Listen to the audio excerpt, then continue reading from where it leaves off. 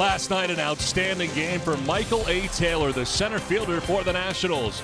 The throw out the plate of Jose Perella, a big play in the game, and then he comes up and walks it off in the ninth inning with his double just out of the reach of Travis Jankowski, as the Nationals have taken the first two games of the series, and last night in dramatic fashion.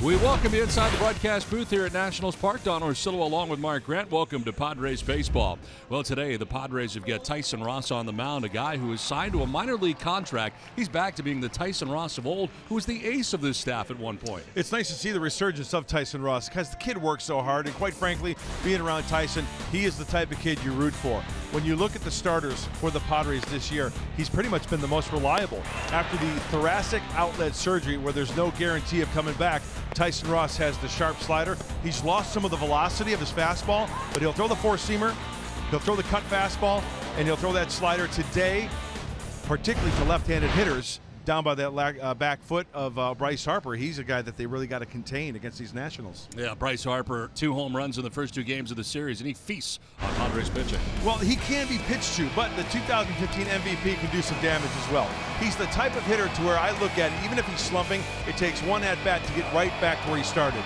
and how he can do some serious damage. First and first, second and second. I mean, the guy's unbelievable when he's hot, but he can be pitched to. It's all about getting ahead.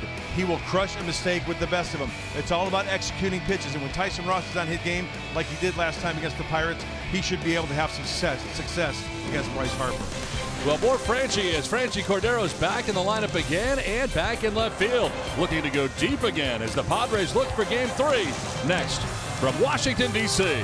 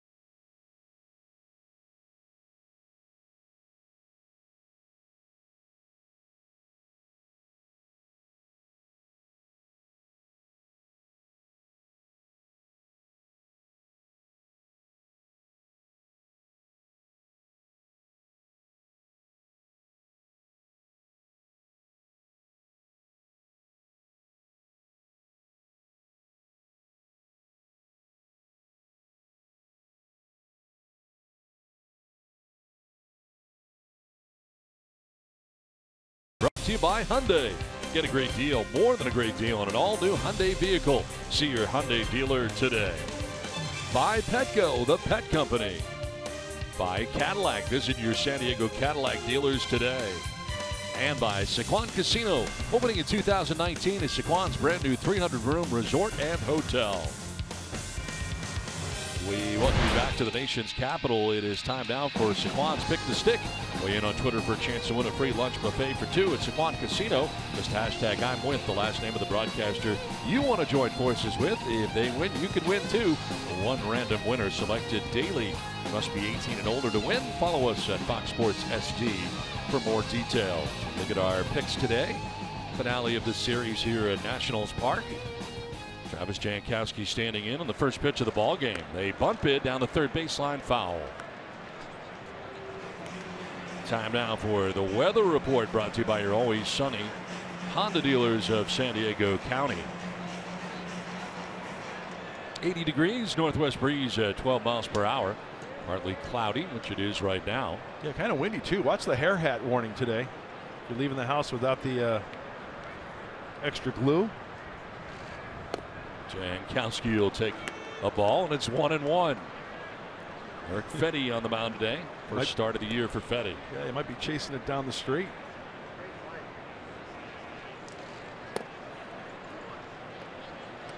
Two and one. Fourth major league start for Fetty, so I'm sure these Padre hitters in their meeting, they had some video. They've got some scouting reports to go on.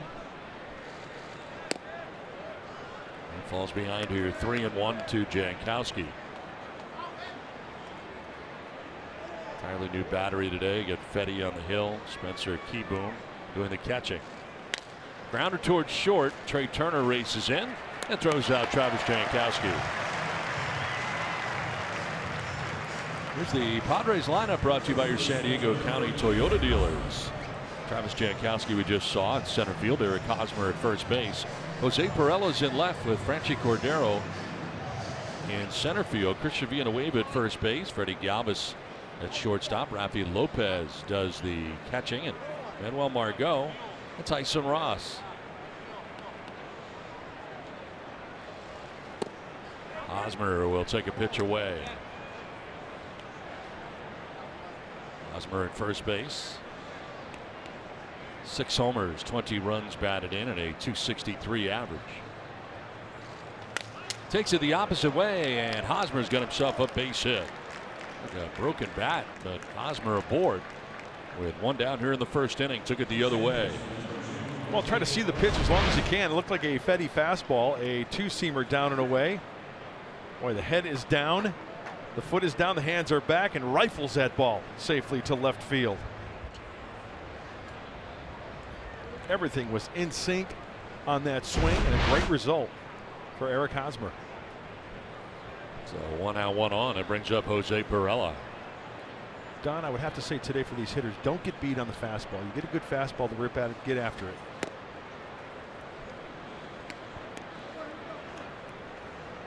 Perella starting the day hitting at .266. No homers and 16 runs batted in.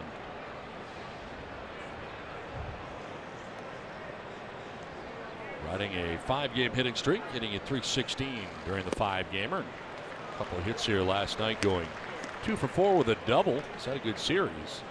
3 for 7 so far in the first 2 games of the series. And of course, as we showed you off the top, gunned down at the plate on a very good throw from Michael Taylor all the way from center field.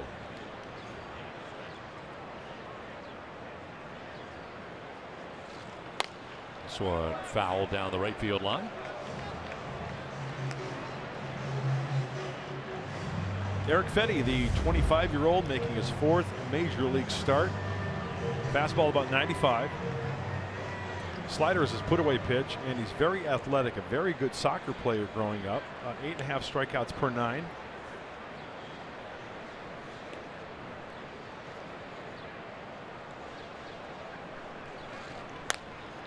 In the air to right field, Bryce Harper over towards the line, and he'll make the catch. 2 down. Time now for the tools of the trade, brought to you by the Ram Truck. The patience of Franchi Cordero. We are seeing him mature before our very own eyes here, laying off pitches, fighting off strikes, fouling them off. That one's he's not even going to skip the rope, let it go by, and crush the fastball. He's laid off the high pitch. Remember early on, a lot of swinging and missing upstairs. He's laid off that. And the one thing is the pitcher's pitch, which he fouls off to get another crack at, I think that's the part of Franchi Cordero that's really impressive. like that, laying off that pitch. Ooh, I thought that was a ball. Called that a strike. Well, Frenchie in the cleanup spot today. 252, 7 homers, and 19 runs batted in. 1 for 4 here last night after not playing in the first game of the series. And his 7th home run of the year last night, some 449 feet away. They're the only player this year to have hit 3 home runs further than 450 feet. Of course, the longest one, 489, back on April 20th at Arizona. It's the longest average, 439 for him, leading in that category. Wow. Omar Mazzara of the Texas Rangers at 427. And Shaw, the Brewers. Fouls it off to the left, and it's 2-2. Check out the Nationals defense, brought to you by your San Diego Cadillac dealers. Well, there's the guy last night. Did it with the wood and with his arm. Michael A. Taylor in center. To his right and left is Soto. To his left and right is Harper on the infield. Rendon, Turner, Defoe, Adams. Behind the plate, Spencer Keyboom. Catching, Eric Fetty. Hosmer at first, 2 down in the first, and there goes Hosmer. The pitch is high and tight. Throw down, and Hosmer is out at second base. So caught stealing here. We'll see if the Padres are going to challenge here or not. And the Green's got the hand up.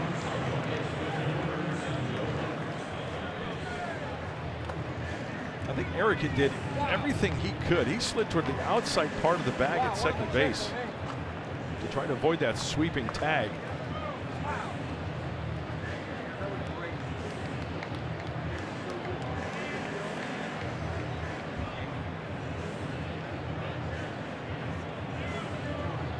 They are going to challenge.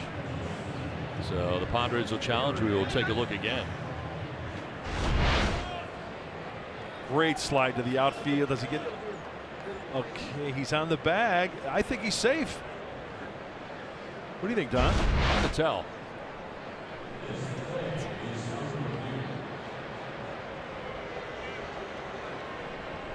Kind of blocked by the glove as to whether or not the foot was on the bag. We'll see.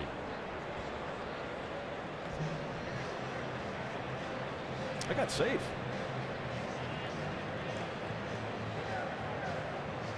Does he get him with the first swipe? You know what? I tried to. He gets him on the first swipe. I think he's out. I think that angle right there shows both daylight from the glove and his foot before he touches the bag, and then the glove touches him up towards the ankle area.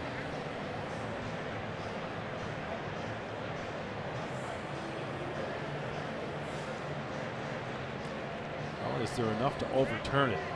That's the question. Padres electing to challenge a play here in the first inning. I think he's safe. Might be right.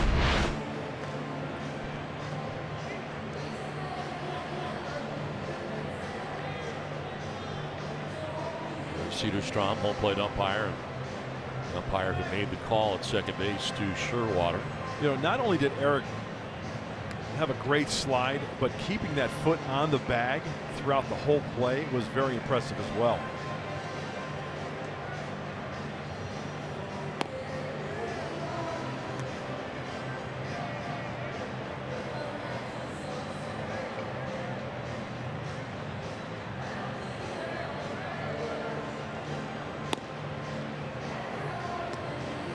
Padres challenging a call here in the first inning.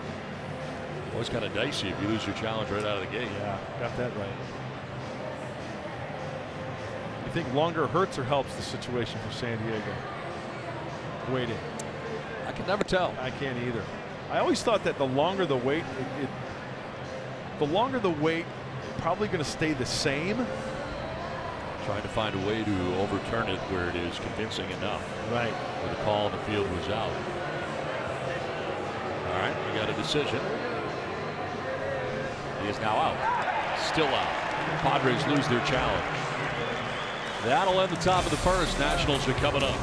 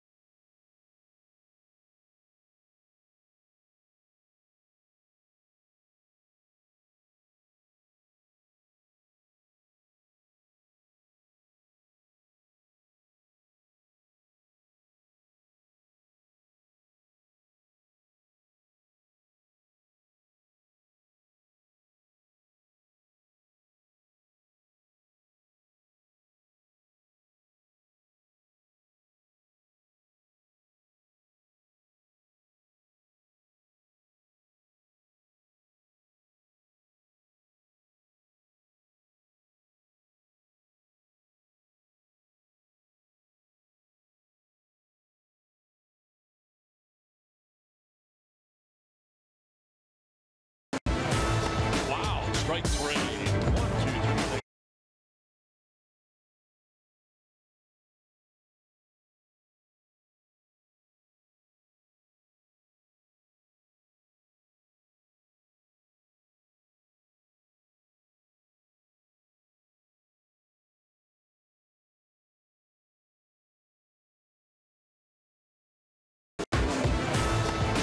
Strike three. 1, 2, 3 for Tyson Ross.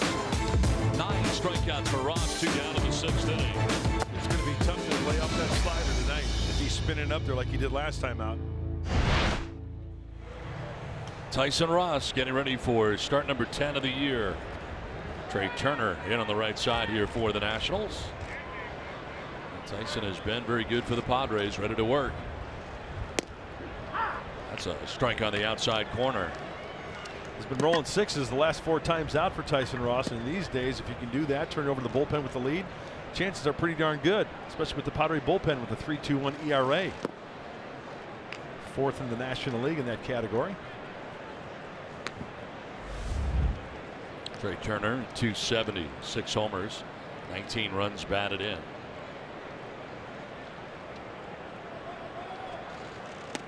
Off balance cut, that one fooled him. It's the end of April.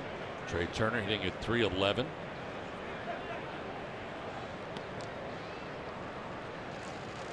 Waves at that pitch, and a good start for Tyson Ross. Strikes out Trey Turner. Let's check out the Nationals starting 9. We've seen Trey Turner. The shortstop, Juan Soto's in left field. Bryce Harper in right. Anthony Rendon at first base. Matt Adams getting his first start of the series at first base. Michael Taylor in center. Spencer Keyboom does the catching with Eric Fetty doing the pitching. And Wilmer Defoe out of the 9th spot. It's a little different for Dave Martinez today, having the pitcher bat 8th after the pitchers batted 9th in each of the first 2 contests. On Soto, 3 for 6 so far in the big leagues for the 19-year-old who slides up in the order and bats 2nd today. Tyson's got, you know, you've heard about the dance, the electric slide. He's got the electric slider today. I mean, right out of the gate. Trey Turner off the table, tremendous tilt. So if he's got that feel early, he's going to have a lot of fun in the big leagues this afternoon.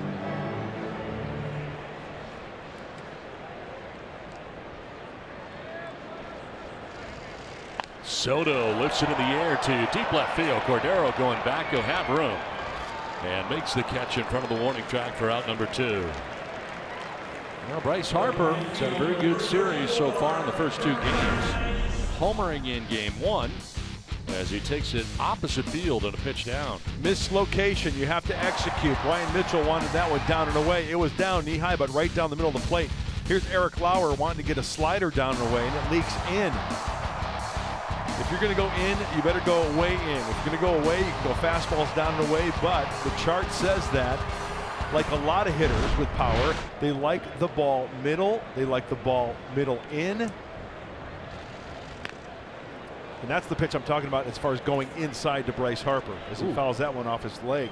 Yeah, one off his knee, it looked like, side of. So this is the pitcher's perspective. Okay, I'm pitching, and where the thing is, where the catcher is, right? So right down the middle, 7 home runs. I mean, that's, you know, a lot of people can do that. But look, also down the heart of the plate, 4 home runs. So where can you get him? He likes to chase up with 2 strikes, and down and in and down and away. No power that way for Bryce Harper. So the base pattern, as we see that, don't throw it down the middle.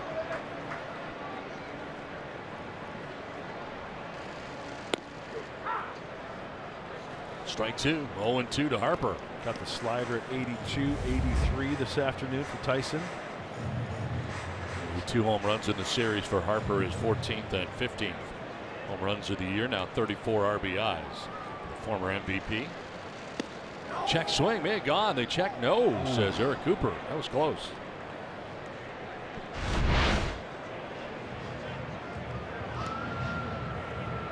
Oh, I guarantee he went. Oh, my goodness gracious. If he hits it, it's a double. Could be a triple. That's too bad because he made a good pitch and he did not get rewarded for it. Gets him anyway. Strikes out Harper and strikes out 2. in the inning. Struck him out twice. Done with one. We're scoreless from Washington.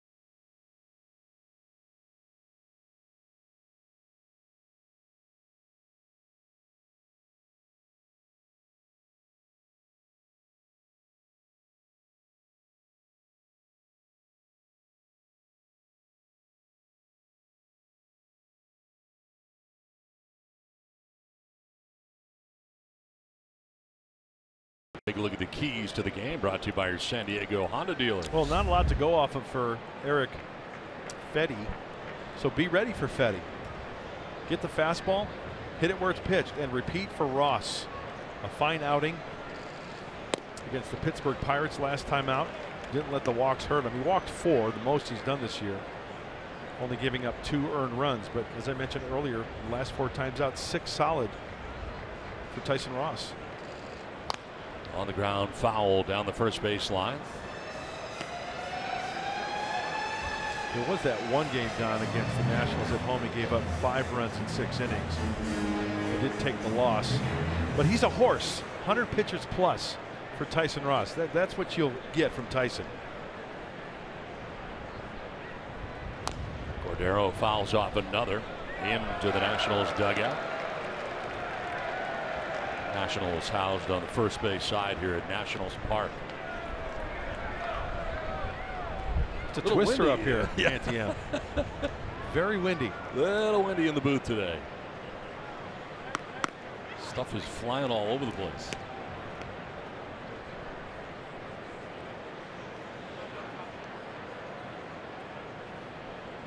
Cordero was batting when Hosmer was caught trying to steal to end the first inning. Now a swing and a miss, and Cordero strikes out. First strikeout for Eric Fetty of the day. That's that put away slider I was talking about in the scouting report. And there it is, in at 88. Not as big as Tyson Ross's. More velocity, less break, but still effective.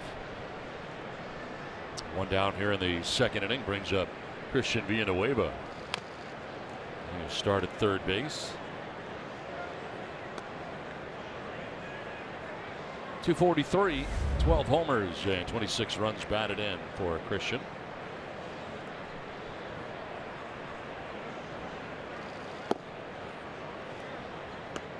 Looking for his first hit against the Nationals. 0 for 13 in the season series against Washington.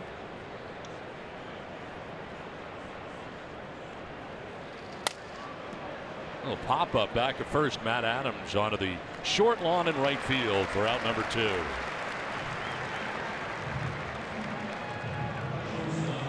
So 2 down in the inning, and that'll take us to Freddie Galvis.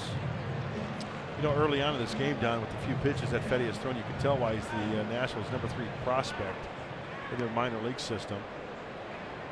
Had some starts last year. And it's nice to have for Dave Martinez, knowing in the minor leagues you've got an arm like this that you can, come up when needed to start a ball game for you.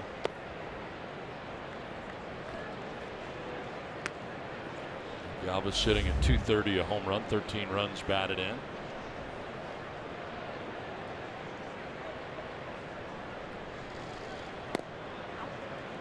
He's now started all 51 games for the Padres this year. Most games started in the majors. He's also played in more innings. 446 and 2/3 innings played to lead the majors.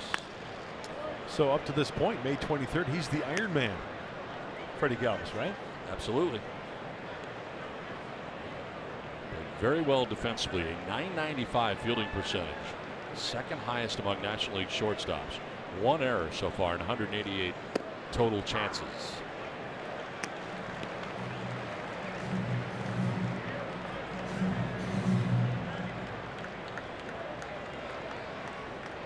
With 2 down and a count of 2-2. They shift on him. And he strikes out on a big half swing, but he goes around. Second strikeout for Fetty was scoreless.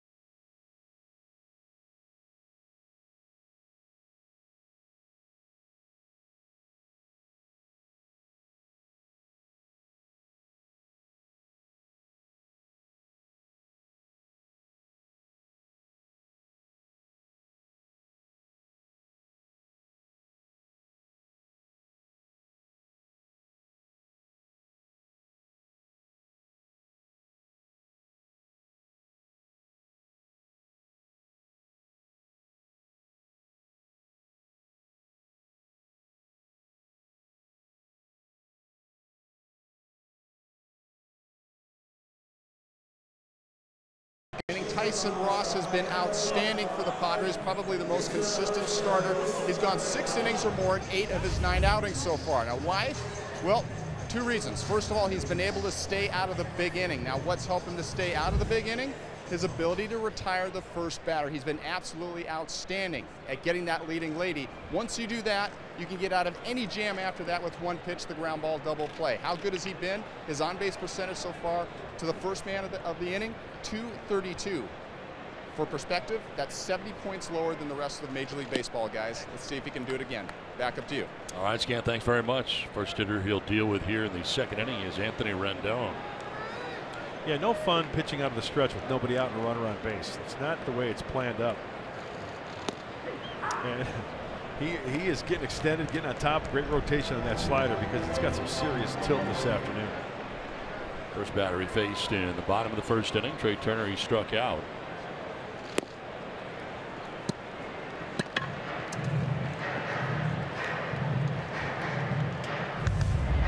According to my count, against the Pirates last time out, 41 fastballs, 39 sliders, mixed in 20 cutters.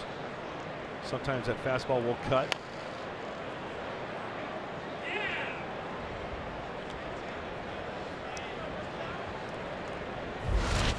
Time down for the Kia drive to success. Tyson Ross, lowest opponent batting average allowed so far in the month of May. 202. Guy who pitches here for the Nats, Max Scherzer, hitting at 177 against him.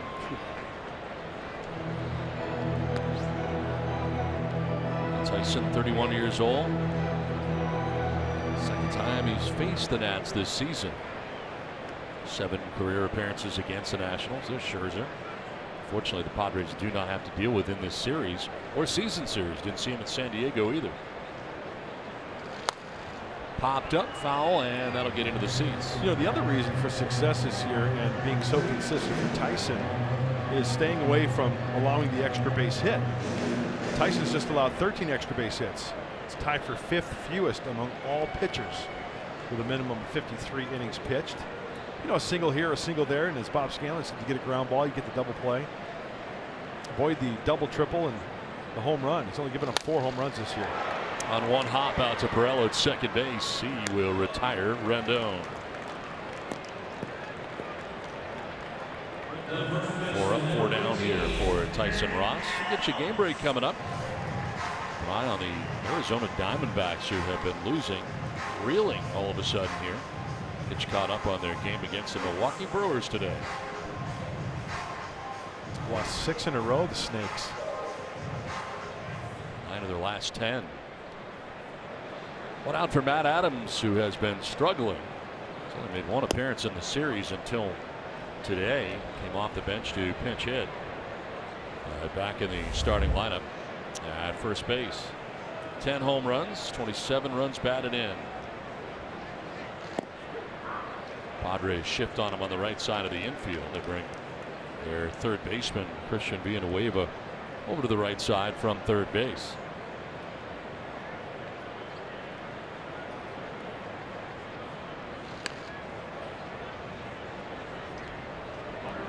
Hitters really dislike that 2-0 count, right? And that's definitely going to be a ball if taken. Check swing, foul ball.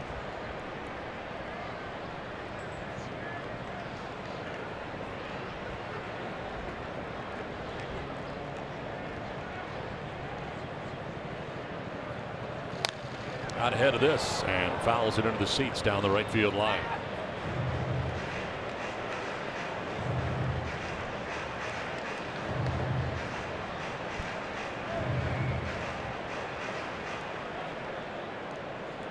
Year spending time with the Cardinals and the Braves, 131 games and 20 home runs. Now he'll line one through this shift into right field.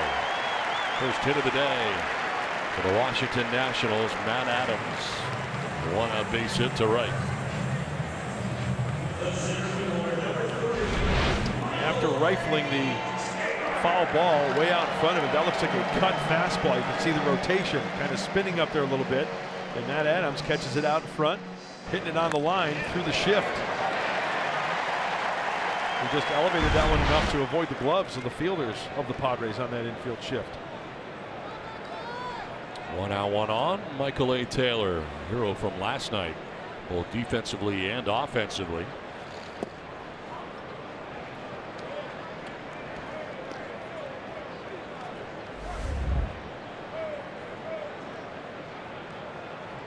Struggling a lot of the year, but not last night. 90 average, 3 homers, 11 runs batted in.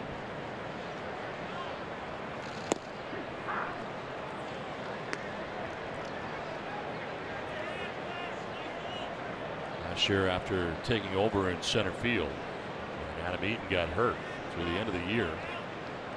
He had 280, 23 doubles. Played 105 games after Eaton went down last year. Strike 2.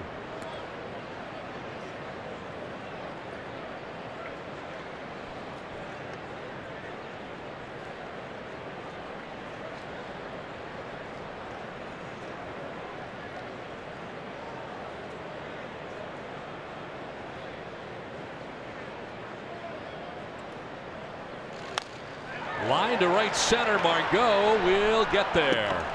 Almost came in too far. That ball just took off. But Margot ends up veering backward and towards a gap in right center field.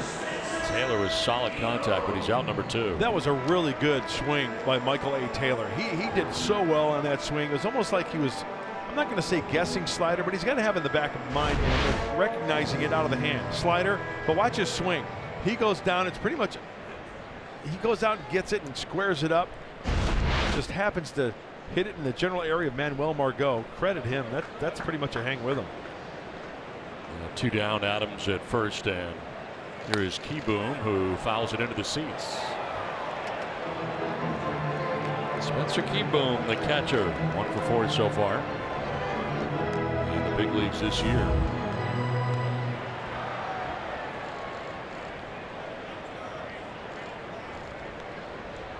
Former 5th round pick for the Nationals out of Clemson.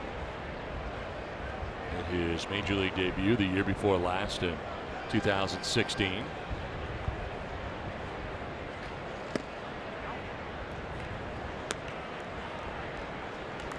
The Washington Nationals organization, 2 sets of brothers. Spencer has a brother, Carter, a shortstop in the National systems, and Brian Harper, the brother of Bryce Harper in the National system. Down to 1 knee on that cut.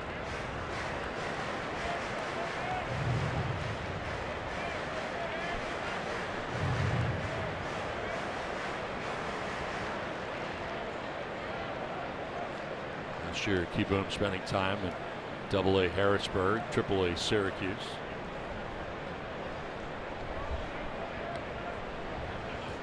Let's took a longer look in, so backing out is Keyboom.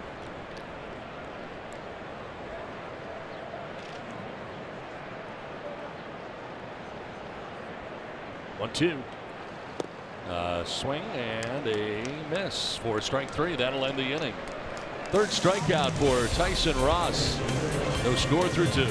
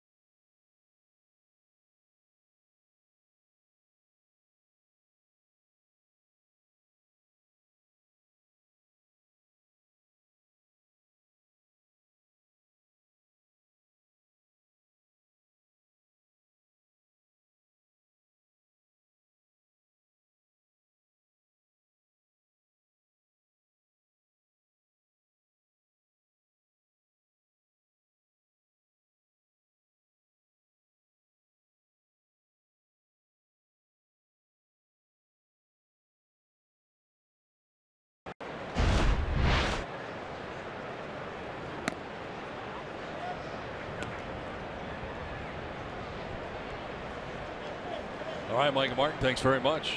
Yeah, hard times for the Diamondbacks right now. They're trying to figure it out. Rafael Lopez leading it off, and let's take a strike, 1-1. Goldschmidt hit .297 in April. 4 homers, drove in 11.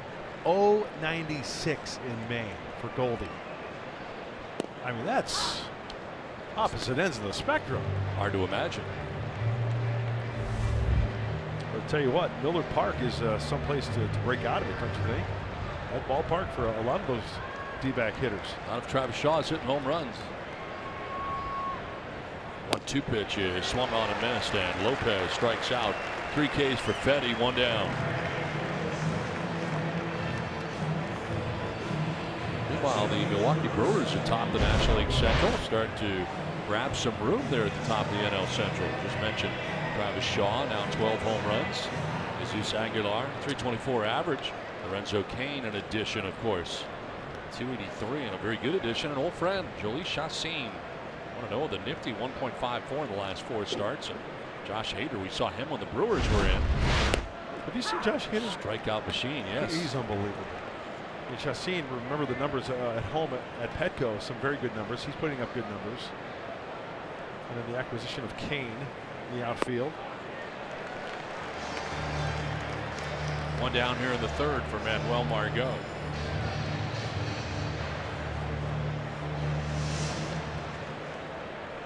So stay tuned to that race, huh? It's going to be interesting. You have to believe that division is going to play better as the year goes on, as Turner can't make the play. Unusual miscue here by Turner, as Margot will reach. Well, even on that play, I said, whoa, as Trey Turner charged that one. Charged with an error. Yep. 99 out of 100 times Trey Turner's going to make that play. Looks like he just kind of came up on it a little bit. Those are the miscues the Padres have to take advantage of. 1 out, 1 on, and Tyson Ross coming up. They're expecting him to be bunting. He is squaring, but a throw to first. As I was saying, though, you got to expect the NL Central, all those teams to play better than they have. I'm talking about the Cardinals, the Cubs. We saw Pittsburgh, and Pittsburgh's in first place when the Padres arrived, but took 3 out of 4 in a 4-game series, and all of a sudden now Pirates are 3 games back of the Brewers. Bunt bid popped up foul out of play. And you talk about that Central, the team doing the best within the division is the Redbirds at 14-7. A lot of leapfrogging going on in that division, so stay tuned to that one. 1 out, 1 on. Tyson Ross.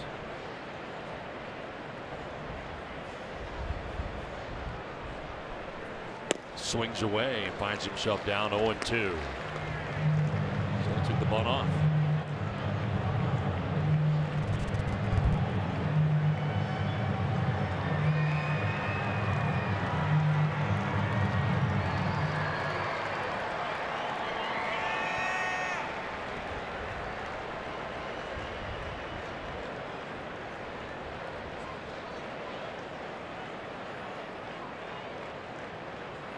Swinging away and grounding it foul over by the Nationals dugout.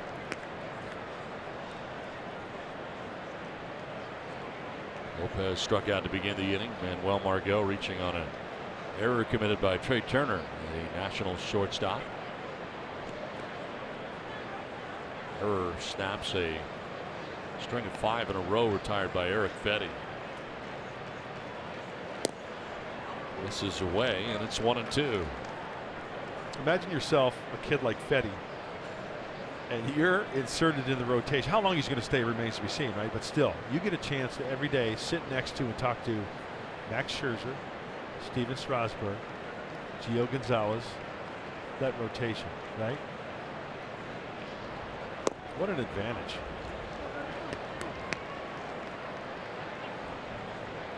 Tanner Roark, Jeremy Hellickson. Likely done for the year. Howie Kendrick with the Achilles. Yeah. That was a tough break. Yes, it was. Among the Nationals who are injured. Gio Gonzalez pitched first game of the series. That is strike 3. Tyson Ross takes with him the 4th strikeout for Eric Fetty. 2 down. MLB at bat. It's a great app. I've got it. Don, do you have it? I do. Well, it's your #1 app for watching live Padres baseball. Customize your experience to catch every moment this season. Get Padres home screen icons, features such as MLB.TV Game of the Day, pitch tracking, in-game highlights, live radio broadcast stats, news, and more. Download MLB at Bat today. 2 down, runner at first, and here is Travis Jankowski. Quick check at first base. Margot back to the bag.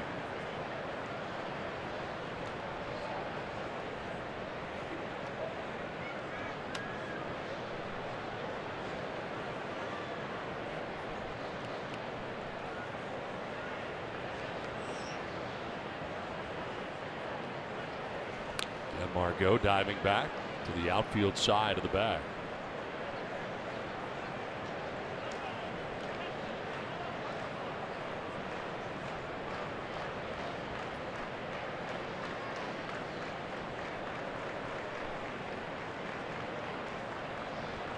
Two down. Margot at first. Jankowski getting his second look at Fetty today. And he'll take a strike.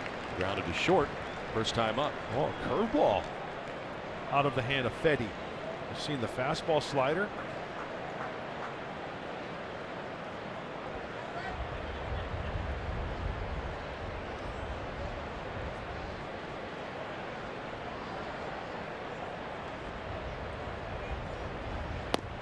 Awkward swing taken off is Margot, and he'll be safe at second base. Stolen base for Manuel Margot. Gets into scoring position now for Jankowski. Really good pitch from Fetty in to Jankowski as the runner Margot. Outside part of the bag. We talked about Eric Hosmer earlier. There's that corner, and ooh, that was close. These guys are the Nationals. Nope, Call challenge. No. Wow. Stolen base for Margot.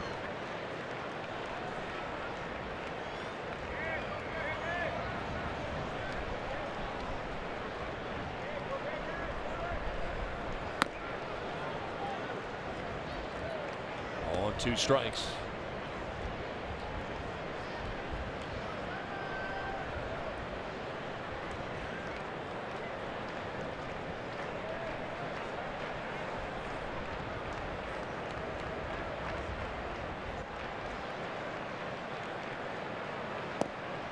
Away 2-2. Donnie, would it be a fair guess that high fly balls today are going to be really tricky with this wind? I would say so. I mean, I don't know what it's like down on that field, but up here it's very, very windy. Very windy up here. Looks like the wind is blowing in from left center. The way that this design is, I get the feeling that the wind swirls in here too. Yep, I think you're right. Much like the design of the building. That open left center, right center.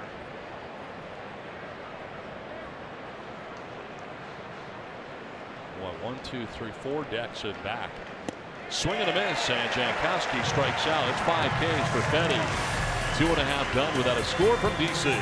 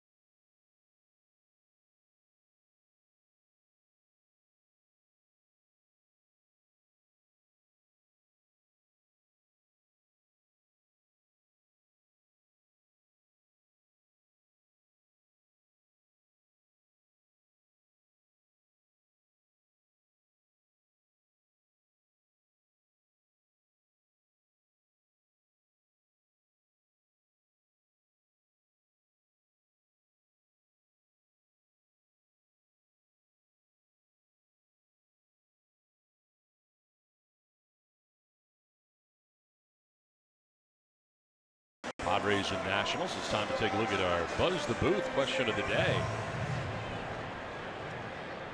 Question is from Adlen Baugh. How did Trevor grip his changeup? It's a good question. Plain and simple. A demonstration for you shortly. I remember having that discussion with Trevor many, many years ago.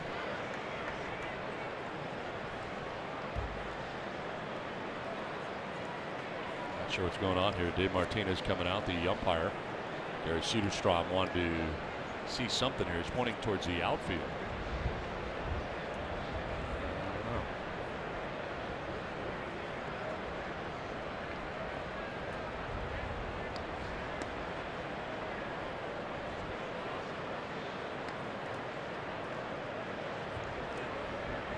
Chip Hale is on the phone now. Something maybe in that center field area. I don't know. Well, they play on. 1-0 pitch in the dirt outside. It's 2-0. Fetty, the pitcher, leading it off. Then Wilmer Defoe out of the 9th spot. Trey Turner expected here in the Nationals batting in the last of the 3rd.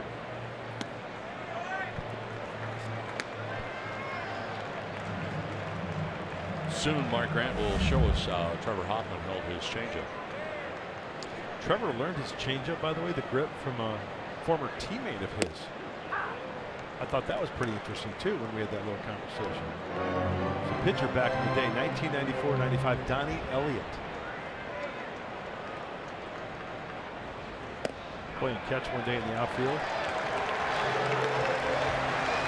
So the discussion I had with Trevor years ago, and big league baseball, it's a Rawlings baseball, and the one thing that always stuck out to me, and Trevor would say, with his thumb, he pinched the R on Rawlings. He would take his thumb, pinch the R on Rawlings right there, and then put it like maybe in the back of his hand. If you look at still shots of Trevor, when he's at the top of his delivery, you can see kind of like his fingers coming off the ball a little bit. Almost like a palm ball. So and it's deep in his hand. Deep in his hand, and then the ball would come out and just tumble. And that's why he was, how's that again? One of the best ever. Yeah. A lot of swings and misses made hitters look just absolutely horrible. Did he get any friction from the fingers on the way out? Slow it down at all? Because I know Pedro Martinez did that with his fingers a lot of times. He had really long fingers. I think he would just concentrate on staying on top of it and throwing it just like his fastball. Bam. Now maybe the ball would come off the fingers a little bit. But that's the beauty of the changeup. I've always liked that. The beauty of the changeup is that there are so many grips that you can experiment with. There's no one set way. You circle change. You like the circle change? Yeah. Okay, the OK circle on the side like that, right? And you throw it that way. You can throw the pitchfork with 3 fingers like this, right, over the ball and back in your hand a little bit so you don't get that whip action. There's a liner into center. Margot coming in to make the running catch. Hung up long enough for him to make the grab on Defoe for the first out of the inning. You can throw a split finger grip. I don't know that one. You don't know that one? I know the split finger grip, but yeah, no, not on a changeup. The two-seam grip right there, a split finger. Like Kirby Yates. That's how he holds it. Just stay on top of it. I always concentrated on the index finger splitting the mask of the catcher. That forced you to stay on top of it.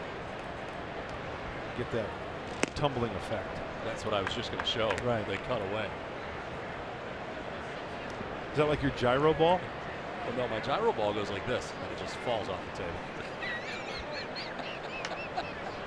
It's just gone. You can't hit it. I have my ball back. A reminder, fans, you can send us your video question. Use the hashtag BuzzTheBoothSD. We'll answer it during an upcoming broadcast. It's hashtag BuzzTheBoothSD. And you get that kind of commentary and instructionals. You can ask anything. You can ask anything. Personal, otherwise. Yeah. How much does Mark weigh? Did he lose his toupee today in the wind? Anything you want. Anything. We'll answer. 2-1 to Turner is lined to right and off the glove of Jankowski in right field on the diving bid. It kicks to Margot. And now the Nationals have 2 on with 1 away. I thought Jankowski was going to catch that. Got enough glove on it, but can't make the grab. You know what? I'll bet you that Travis is shaking his head now, thinking to himself, this ball has got to be caught. They're probably, yeah, it's off the thumb. They're going to give him a hit, but Travis would be the first one to say that ball's got to be caught.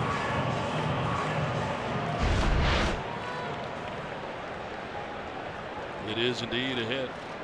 First and second, one down. This is the second hit off of Ross today. Here is Juan Soto now, 2 on and 1 away here in the third inning. You know, that's one of those plays. Once you sell out, man, there's no turning back, right?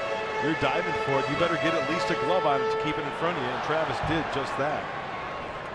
There we go, backed him up, ran it down over towards right center. 19-year-old Juan Soto, 3 for 7 so far in the big leagues.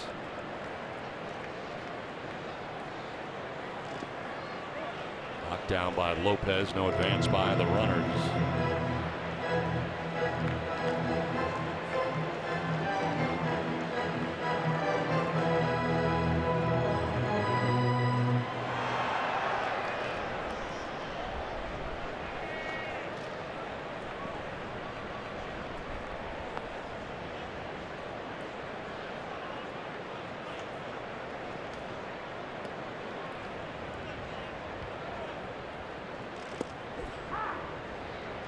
Strike 2, 1 and 2. Soto now, if he can stay out of a double play, it'll give Bryce Harper the chance. Harper is sliding down to the 3 spot in the order for the Nationals today and waiting on deck. I was just going to say, how sweet is it for Soto to be batting in front of Harper? He's hitting down in the order the first 2 games of the series, but moving on up and moving Harper out of that 2 spot, at least for today anyway. Yeah, knowing that you're probably going to get some good pitches to hit, especially in this situation. Tyson Ross does not want to load the bases with Harper on deck.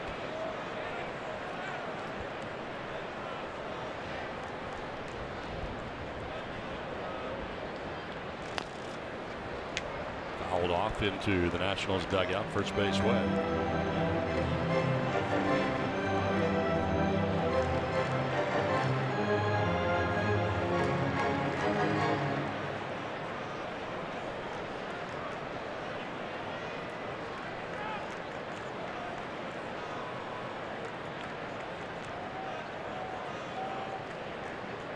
First and second, 1 away, and a 2-2 to Soto. And a swing and a miss. Tyson Ross needed that. Picks up strikeout number 4. 2 down in the inning. Well, last time Bryce Harper was up at the plate, he struck him out. Let's see how he goes after him that first time up. Tries to jam him. First pitch. Second pitch was a breaking ball. Also, once again, another pitch in. Trying to prevent him from getting extended. 4 pitches. Slider down and in. And Harper goes down swinging.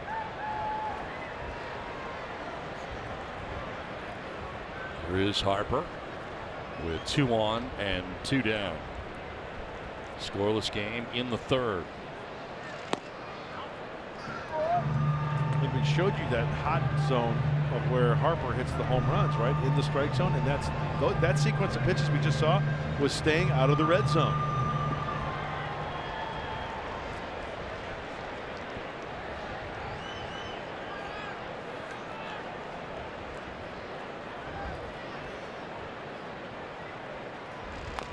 Fouls it off, 1-1.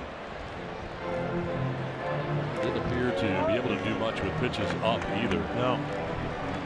Really tough for him to get up on top of those pitches. And once again, the hot zone shows us that he likes the ball down. Middle of the plate down.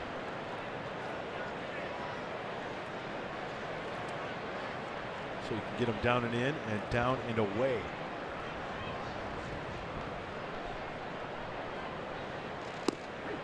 Nice. That's a strike. 1-2 at the bottom of the zone. And that's on the outer zone, the outer part of the hot zone that we showed you.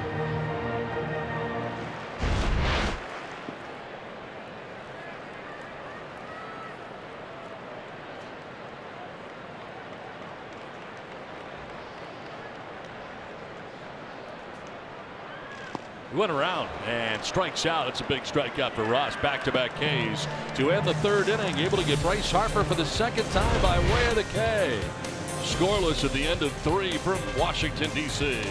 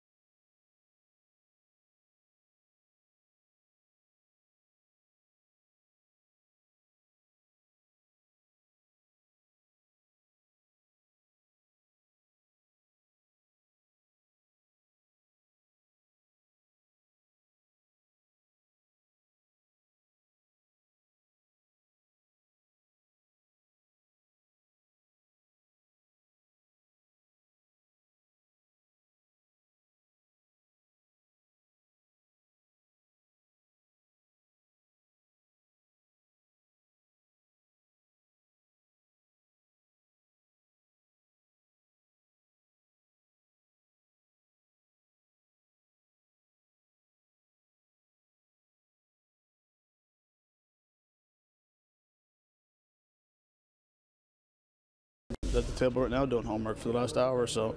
He's very prepared, and one thing you'll never say about Eric Hosmer is that he's not prepared for a game, because he is. And the younger players are starting to learn about getting on that computer and finding situations of tendencies that pitchers have, and he takes over. We'd let him do the talking in the meeting because he does his homework and takes care of the lefties and righties. Hitting coach Matt Stairs talking about the preparation that Eric Hosmer does before every ball game. And what's so impressive, guys, as Matt mentioned, it's not just for himself. That preparation carries over into the hitters' meetings each day, and he talks to the young guys not only about what to expect this day, but to help them understand what they should be doing in terms of preparing themselves to get ready. Look, there's computers on tables in the clubhouse before every ball game. Haas spends over an hour there, and in talking to Franmil Reyes the other day, he says, I've learned so much in watching Eric Hosmer, Freddie Galvis, A.J. Ellis, and how they prepare. Look, there's so much information for these young guys, but finally they are learning how to use it from these veterans. Guys, back up to you. It seems like it has been that way since the beginning of spring training, Scan, as soon as he arrived. Yeah, somebody shared that with Eric Hosmer as a young hitter, and now he is passing it along to the young Padre hitters. And I think Bob makes a good point to where, there's an abundance of information out there, right? And sometimes it could be too much. Take what helps you and utilize it. Put it to work for you. I don't think there's anything worse than being a young player and having all this information just being pummeled to your brain. All this information. It can be too much overload. Right. Because there is so much information available now. It's incredible.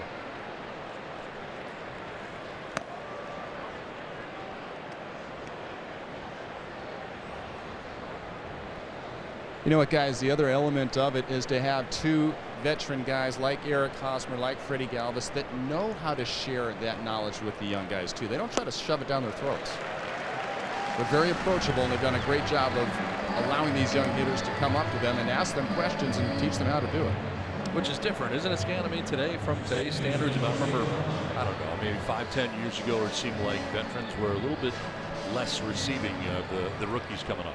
Oh, no question about it, Don. That's a great point, because I think in my era, and maybe this was the same for Mudd, there were a lot of guys who said, rookie, don't talk to me. Yeah. Your job is to keep your mouth shut, sit in the corner, and make sure that you bring me my cold beers when I ask you to. Right. And that was it. But it's changed so much now, and I think, frankly, for the better. Well put.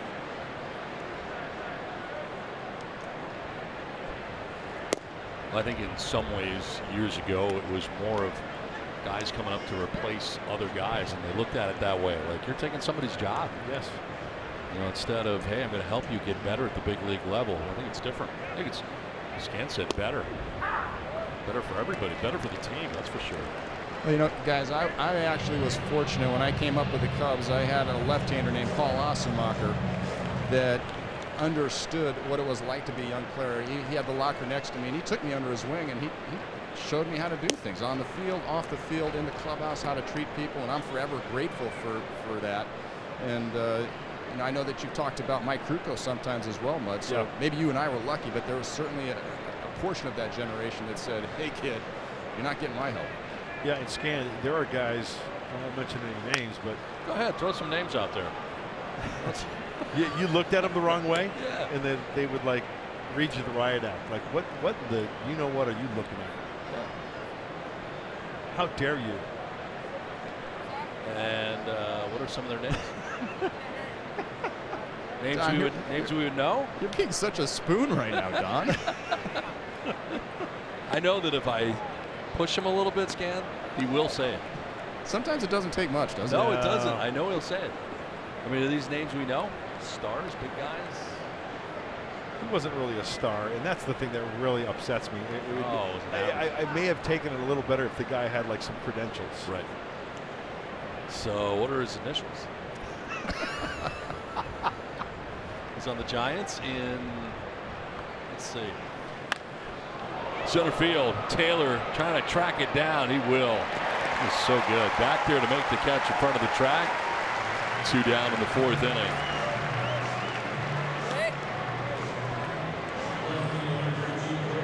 When the Padres hit 2 home runs in a single game, tweet at Fox Sports SD using the hashtag #HitToGetTo for your chance to win 4 new Hankook tires. Brought to you by Evans Tire and Service Centers. 2 down in the 4th inning. Franchi Cordero. This one fouled off by Cordero, who 0 for 1, struck out swinging in the 2nd. Did you say Dwayne Kuiper? Is that what you said? No. Oh. Kipe's the man. Okay. Love that guy.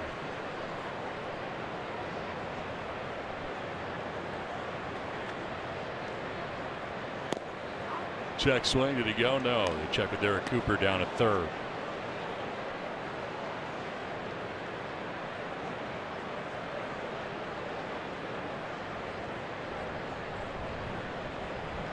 Four-game hitting streak coming in. But he's throwing hard. 95, but off the mark. 2-1.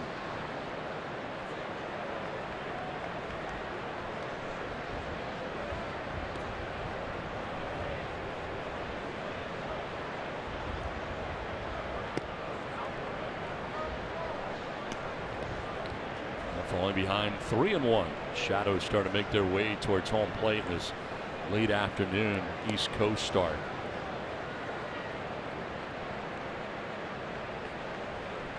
And a liner caught at second base by Wilmer Depot. Went up in the air a little bit. 1, 2, 3, 4th inning. Scoreless after 3.5.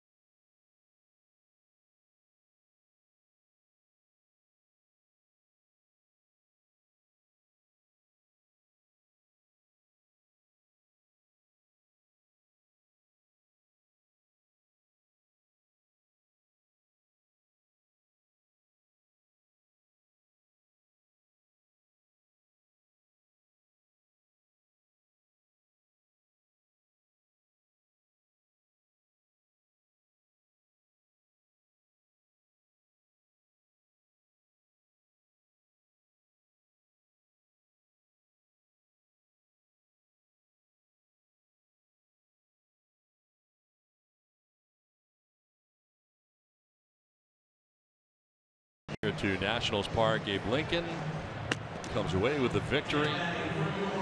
And here are the rankings on the season. And it's the 10th win of the year for Abraham Lincoln.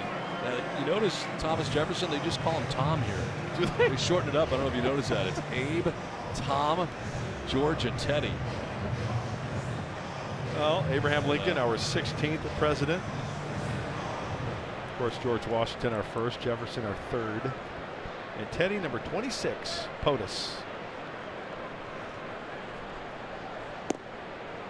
Leading it off here for the Nationals, Anthony Rendon near the bottom of the 4th inning.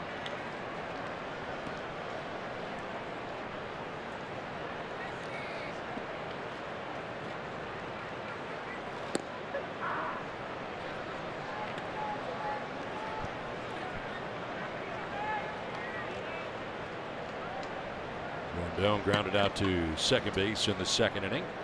Be followed by Matt Adams and Michael Taylor. Fly ball headed out towards left center field. Back goes Margot onto the warning track to make the catch.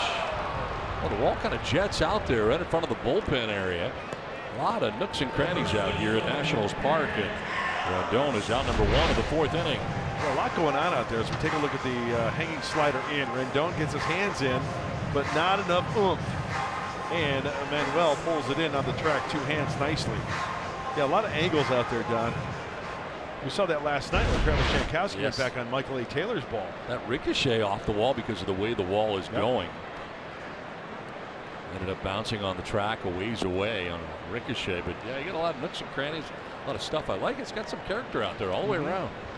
And there are no real straight areas. I mean, everything's kind of walls up and down. You know what I'm saying? Are you following? Yeah, I'm following. Yeah, I'm not a big fan of when it's symmetrical. No, it's boring. Reminds me of like Three Rivers Veterans Stadium and all those cookie cutter circular stadiums. This stuff's got stuff jetting out, stuff that's in the old ashtray stadiums. Corners where there should be corners. I love it.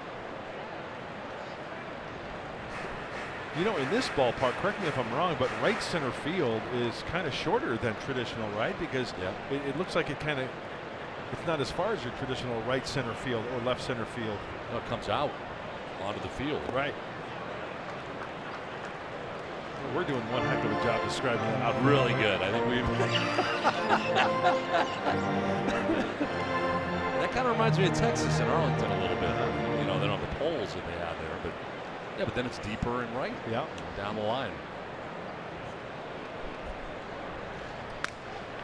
To center, and that's going to fall for a base hit. We're shifting on Adams, and Adams 2 for 2 in the ball game. He's been struggling, but not today. Well, here was the walk-off last night from Michael A. Taylor off the center field fence, and of course it's heading in a different direction, and that ball was too. And Jankowski couldn't catch it, no chance.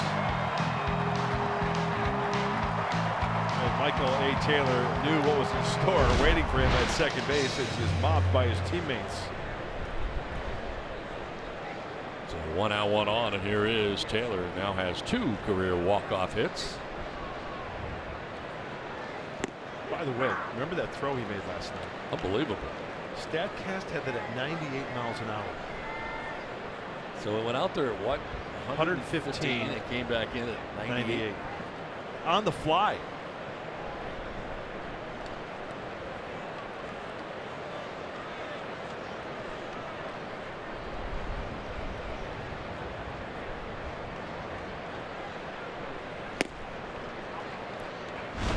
Here's that throw for Michael A. Taylor. That was scary, that ball off the bat. Okay, now he's charging, right? On the fly. First base side, quick tag by Severino. Initially called safe, it was challenged, he was out. Call was overturned.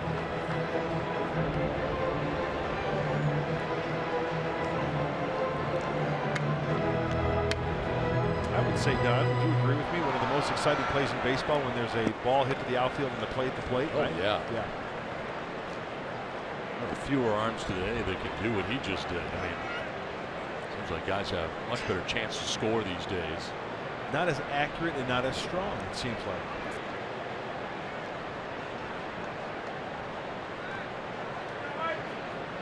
Ross ahead 1-2 with 1 out. Adams at first.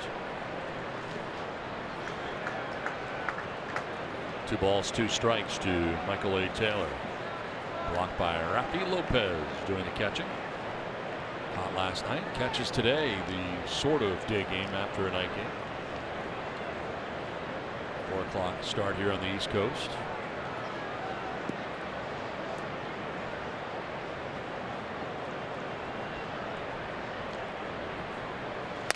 Line down the right field line and foul.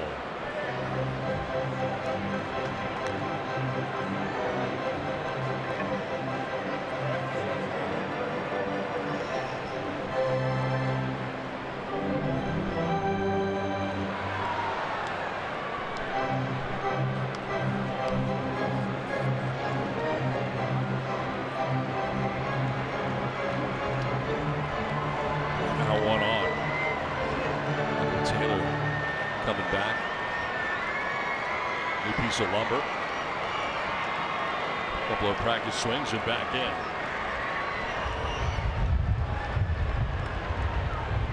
You hear that wind on those field mics, huh? You can feel it up here. The stuff's flying around. Rolling away, ball 3, full count.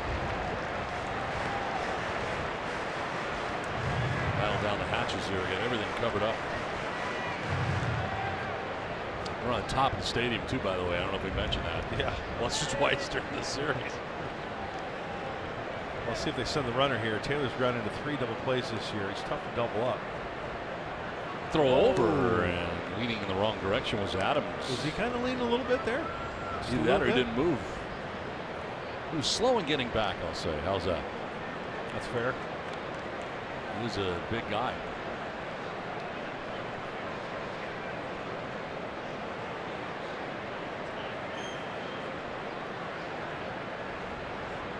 There he goes.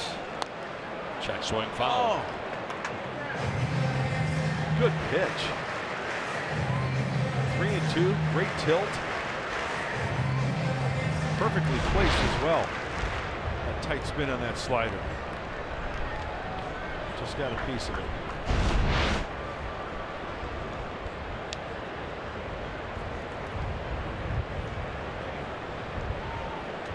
Now 1 on, and Taylor in a battle here, full count. Starting to stop for Adams, and Taylor strikes out. 6 strikeouts now for Tyson Ross, 2 down in the inning. Well, he went back to the slider. The difference between this one and the one he previously fouled off, it's lower in the zone. Out of the zone. Starts top of the zone, ends up down below the knees. And it brings Michael A. Taylor to his knee for the strikeout. So 2 down, Adams at first base. Spencer Keyboom, the batter. Fouling it off for strike 1.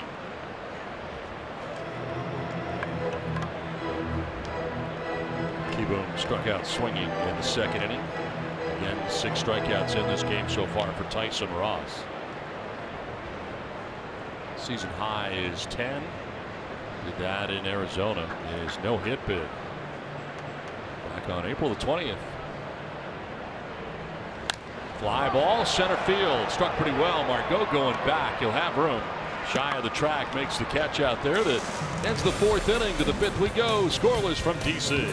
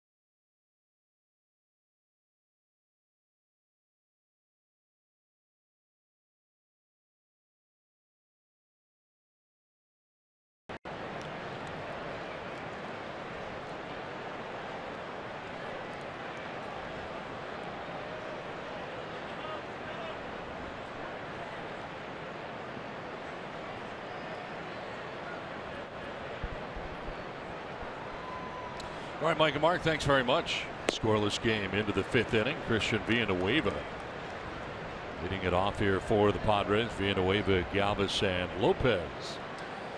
Yeah, after Verlander helping those Astros to the World Championship, he's got that in his blood. He wants to go there again. 14-3, 20 starts, a 1.36 ERA with the Astros. That includes the playoffs. It's like a new man. Things were not, I mean, wasn't Verlander like there for a little while in Detroit towards the end. It's amazing what a new team and a new vibe can do for a guy. Huh? New venue. Yep. Reaches out, fouls it off down the right field line, does Villanueva. Getting a second look at Eric Fetty today. Villanueva popped out to the first baseman, Matt Adams. 0 for 1. Padres have been held to 1 hit through the first 4 innings. Single by Hosmer. And that was back in the first inning.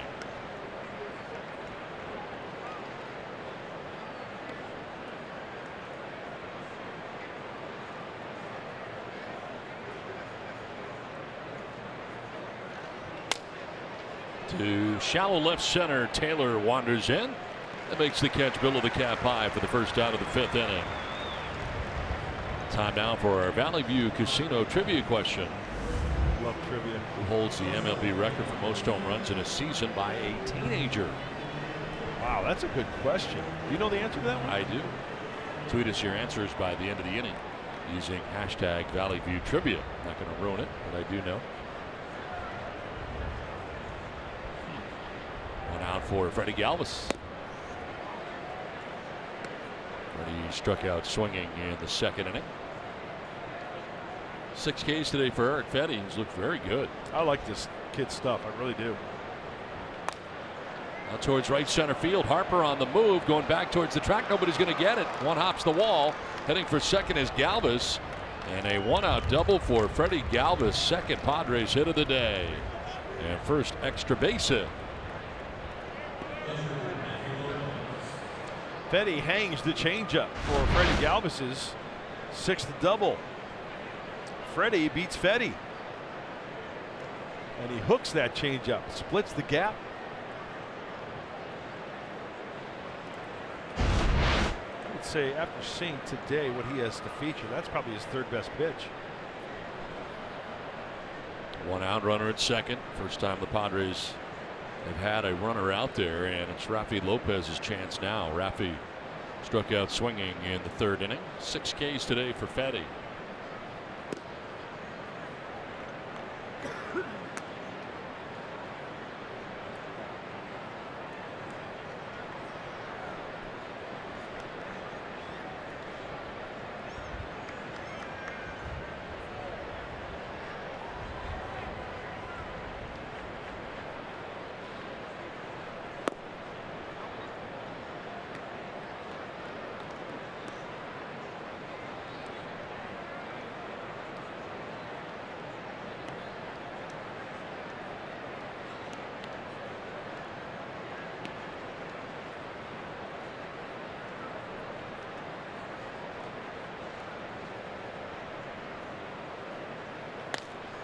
To right field, and Harper looking into the sun makes the catch out there in right. 2 down in the 5th.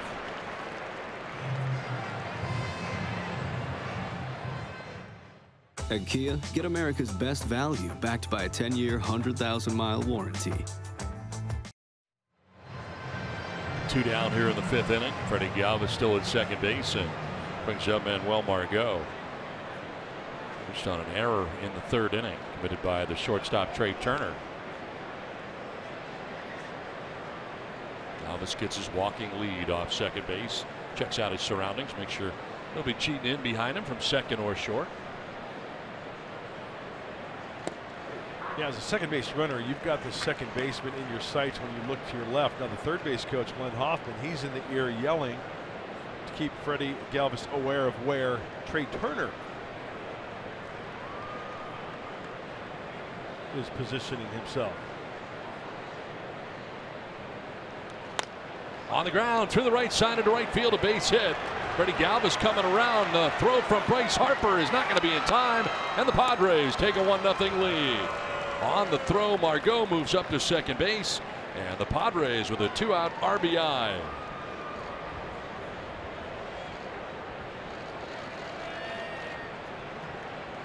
Good hit by Manuel Margot. Second time around for the Padres center fielder. Where's the pitch? Off speed, a hanging off speed pitch, and he stays inside it and spanks it to right. Glenn Hoffman gives the go sign. There's Freddie. Pick up the coach. Wave him home. And a heads up play by Manuel, as you mentioned, taking second on the throw. Trading places with Freddie Galvis. So Margot at second base. Tyson Ross can help himself out. Second plate appearance. Take strike one.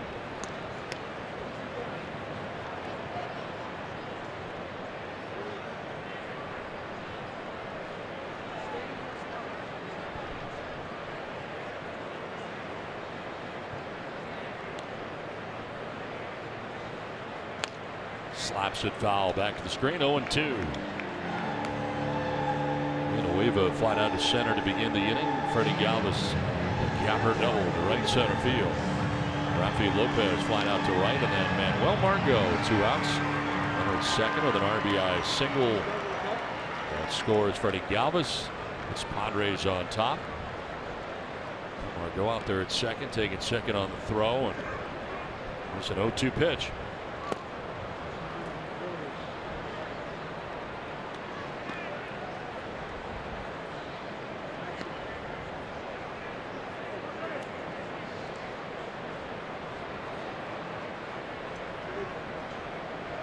Taylor, the center fielder, shallow and into right center.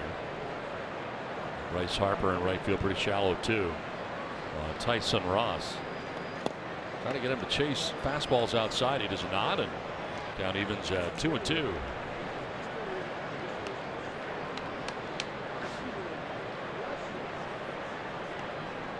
Seen Tyson Ross go the opposite way with some power now.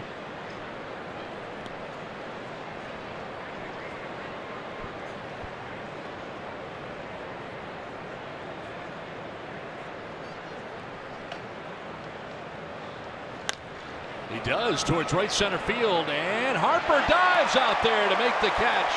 Robs Tyson Ross and the Padres. Bryce Harper towards the gap in right center. Looked like it was headed for the alley. Bryce Harper says no. Diving out there to make the grab. Padres have a 1-0 lead.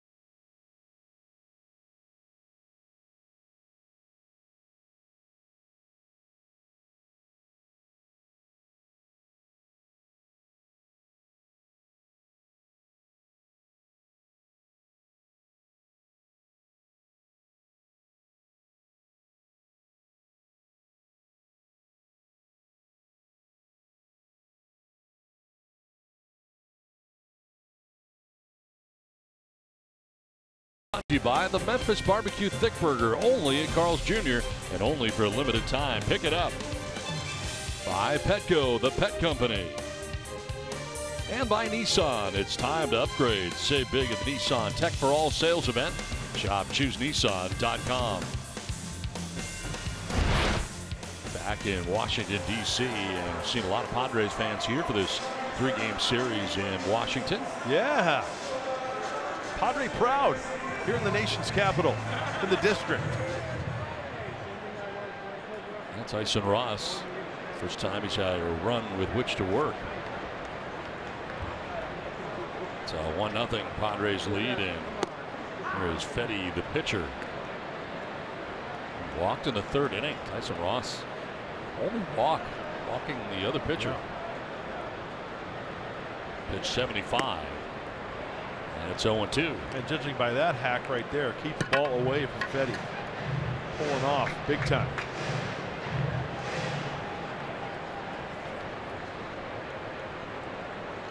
And that's strike 3. 7 strikeouts for Tyson Ross. Good way to start the 5th inning.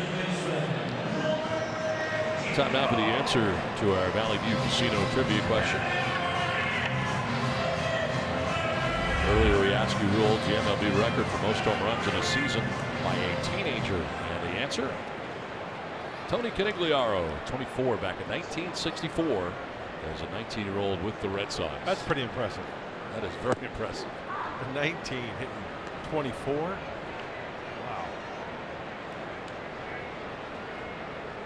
One out here in the 5th. Wilmer Defoe, 0 for 1, has lined out to center.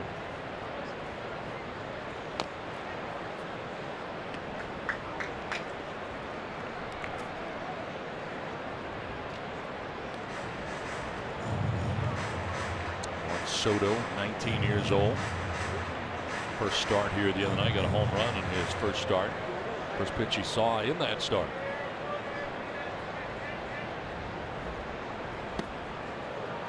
Defoe goes after that and strikes out. Ross has got it going on right now. Back-to-back strikeouts here in the 5th, 8 in all, 2 down.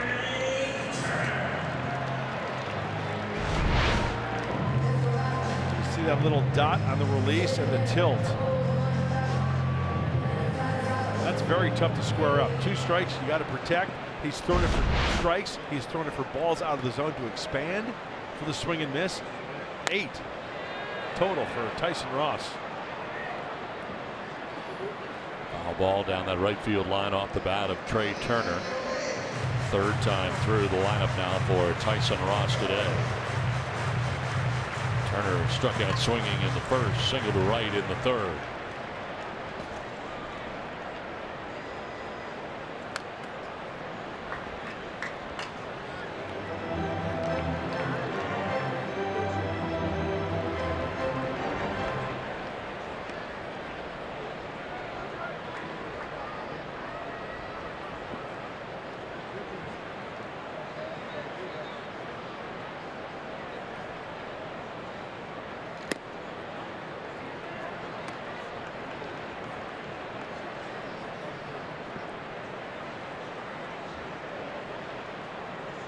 Four in a row retired by Ross, 3 by way of the K.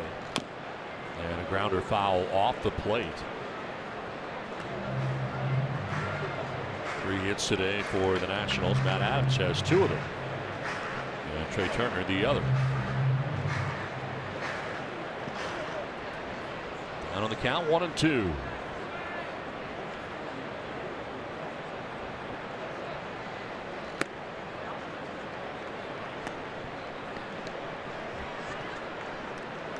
Tyson's got a good pace going as well, Don, don't you think? Getting that ball, getting right back up on top and going to work. Not a lot of idle time in between pitches. Hasn't worked a lot from the stretch either. Just missed, and it's a full count now.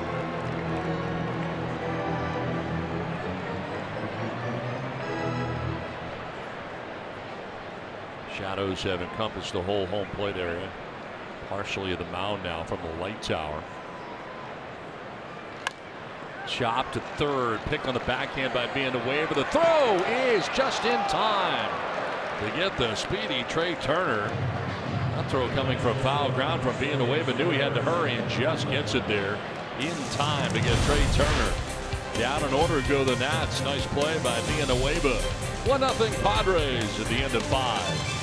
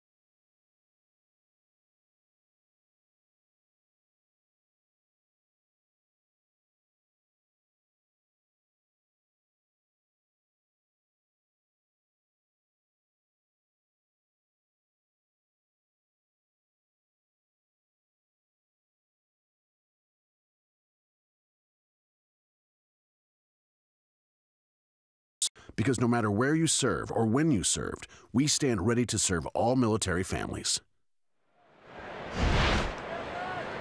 Now back on the mound is Eric Fetty. Into the 6th inning we go. Padres have a 1-0 advantage.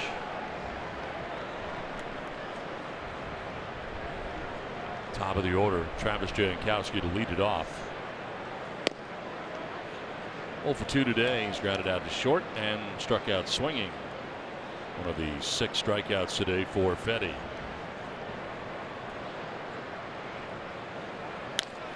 By the mound towards short. Turner on the run. His throw from in the air in time. He's good.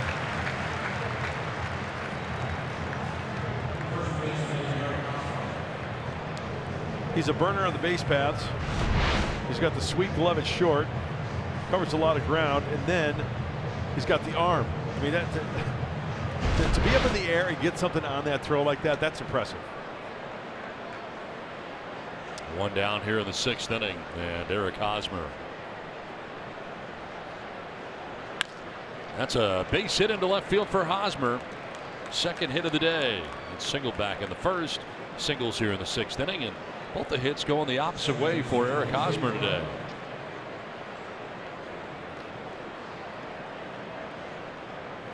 Look at the breakdown for both starters today. Both have been very good. Only blemish belonging to Fetty. Padres and Manuel Margot driving in the only run of the game. That's what you call your good old-fashioned pitcher's duel. It's been fun to watch. Tyson Ross right now at 86 pitches through 5 innings. Throw to first, and Hosmer back to the bag.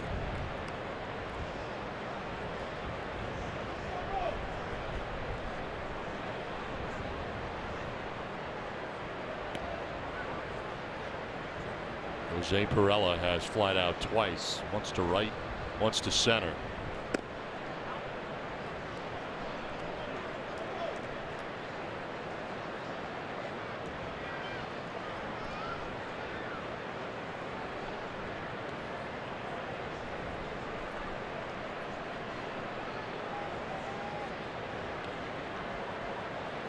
Padres trying to add on to a 1-0 advantage, and here's a squibber down the first baseline. Fetty will throw over the shoulder of Perella for the out as Hosmer takes 2nd. So runner in scoring position now with 2 down. Time out for the Coors Banquet timeless moment. Padres outlast the Giants 17-16 to win in 15 innings. Steve Huntz hits the go-ahead home run. 9th home run hit by both teams in that game, May the 23rd of 1970.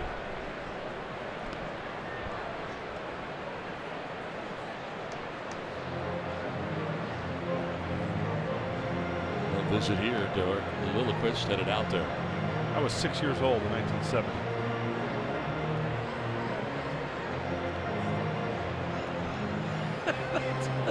That's great information. So long ago. Longer. Derek Lilliquist traded for the left-hander. Yes. The Padres got the best end of that deal back in 1990. They got an analyst some years later. Yeah. University of Georgia Bulldog, Derek Lilliquist. He could hit too. He could rake. 2 down. Hosmer at second base. Franchi Cordero the batter. He's been good in this spot. 2 outs and runners in scoring position. 389. Includes a round tripper. We talked about the discipline at the plate for Franchi. Ooh, top of the zone. High strike. All right, high pitch, but you know what though? That's not a pitch that he can really do damage with, right? Bring it down a little bit more. Tough to get his launch angle up there. Yeah.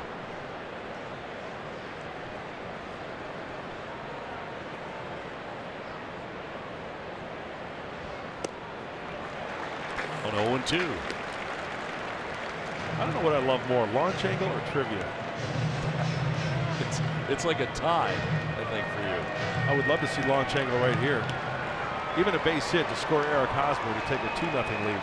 Now, if he hits it out, will you yell launch angle? We'll just have to wait and see. Probably a pretty good chance, though, right? Pitch 90, it is very high. He's going up the ladder to Cordero.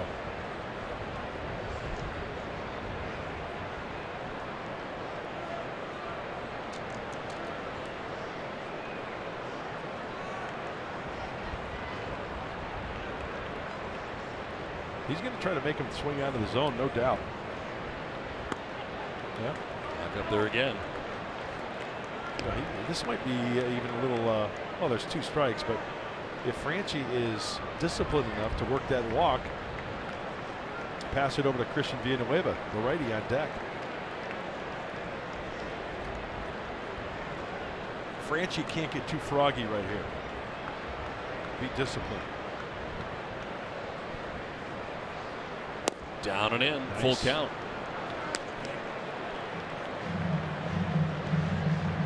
I'm thinking he's going to throw him another breaking ball right here, or go up the ladder with the fastball.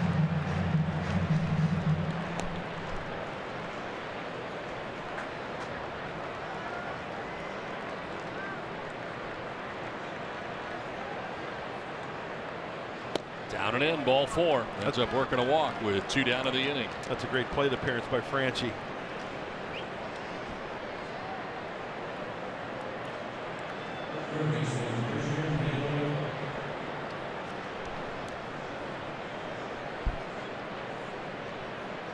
So 2 on, 2 down, and it brings up Christian Villanueva.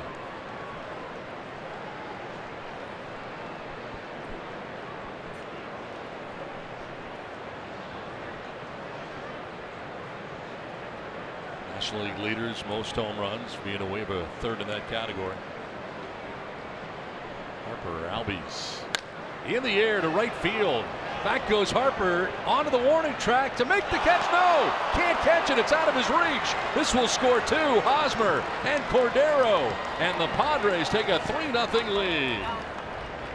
Well, Harper got swung around the wrong way initially. Then it looked like he was going to make the catch on the track. Cannot. And 2 runs come in for the Padres, who lead it 3-0. A great job by Villanueva taking the pitch the opposite way. You know, Bryce Harper's got to deal with those angles down there. He's got to deal with the sun. Let's go back to the pitch. Outer third, driven that way. Now Harper's on the run.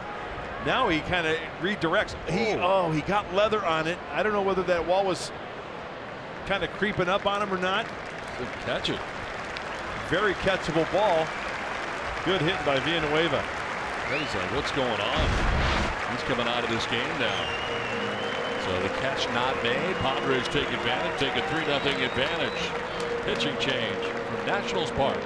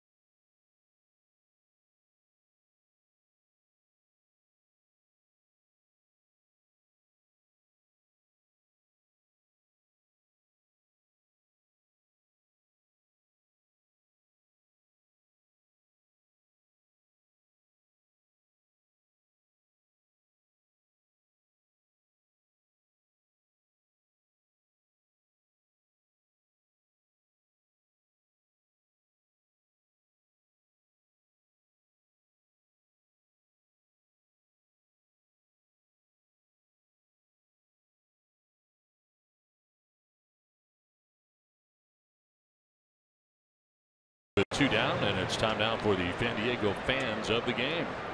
Padres fans enjoying Padres baseball on the road and in Washington, D.C. As the Padres have pulled ahead here 3-0 after dropping the first 2 games of the series here to the Nats. Freddie Galvis ready to face Tim Collins, 2nd appearance of the series for Collins.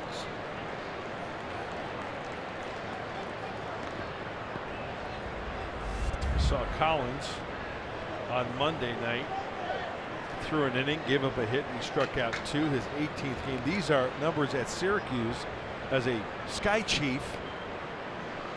A little high on the walks, but the strikeout, more strikeouts than innings pitched.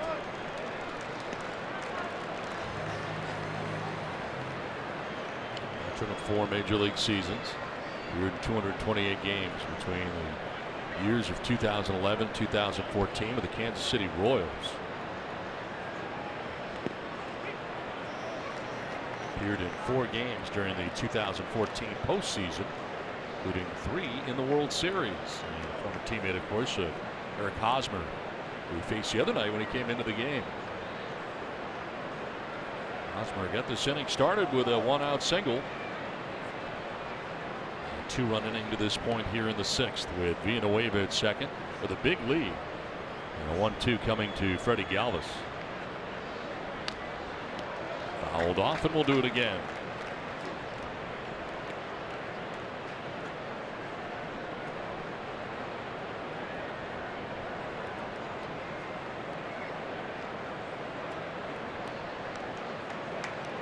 Collins having Tommy John surgeries, 2 of them, 1 in 2015, 1 in 2016. Yeah, that's rough.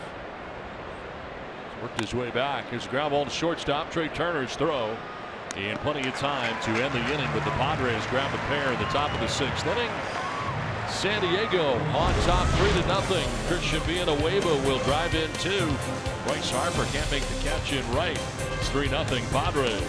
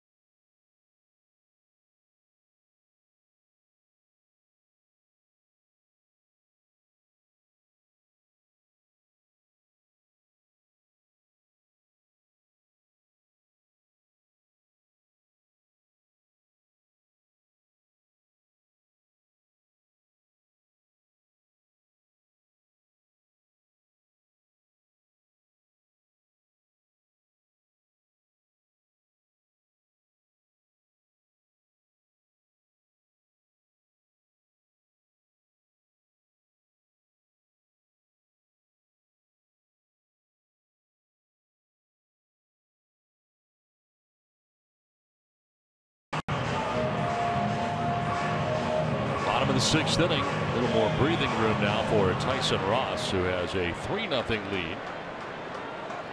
Padres get a run on the 5th, 2 in the 6th, and Tyson Ross out there for the 6th inning, throwing 86 pitches through the first 5. 2, 3, and 4 featured here for the Nats. Juan Soto.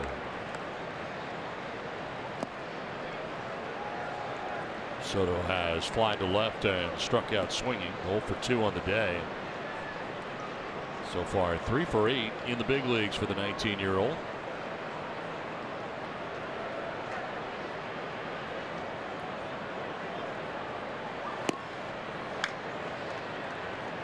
Even the cut fastball from Tyson Ross is nasty this afternoon. We just saw it there, getting in Soto.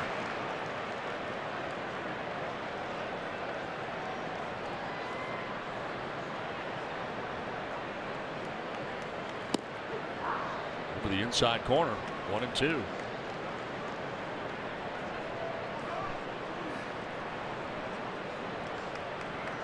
3 hits allowed by Ross through the first 5 innings. Swing and a miss, and he strikes out Soto. 9 strikeouts for Tyson Ross. One shy of his season high. 1 down. Well, for Tyson Ross on pitch 90, the slider is still biting. Look at that, straight right above the belt buckle towards the back foot. The swing and a miss. The perfect location for the strikeout. 1 down here in the 6th. 6 in a row retired by Ross. Here's Bryce Harper. Hey, by the way, that ball that Harper attempted to catch out there in right field, according to the totals line out there, they changed that to an error. The Nationals now have 2 errors, one by Harper there and the other in the 3rd inning by Turner.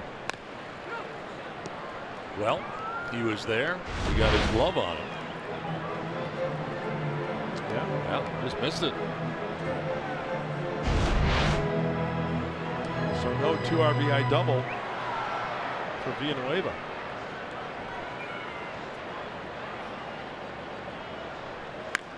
Browns 1 foul. He's had a tough day. Not only that misplay in right field, but 2 strikeouts today as well. Yeah, remember the first at bat, 4 pitches for the strikeout. This is his second at bat. Trying to go in. Second pitch down. Down and away. Puts him away with the bad hack on the slider down and in. Once again, Tyson Ross pitching to the scouting report and staying out of the hot zone. Runs a fastball in. Head at the time 0-2, 1-2 now. Padres shifting on the right side. They bring the 3rd baseman Villanueva over there to join Perella and Hosmer. Into the shift. Covering is Ross. The flip from Hosmer. 2 down. Harper 0 for 3 today. Tyson Ross has just been putting on a clinic.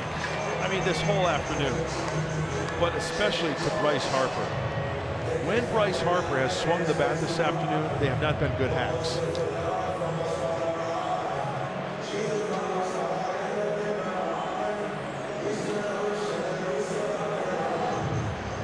Two down. Anthony Rendon coming up. Grounded out to second, flied out to center.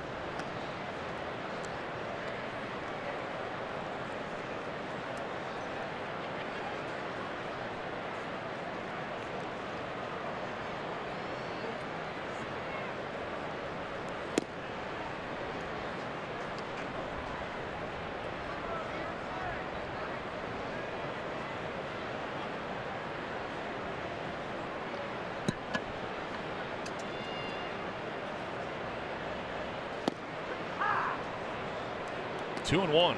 Picks up that inside corner. 7 in a row retired by Tyson Ross.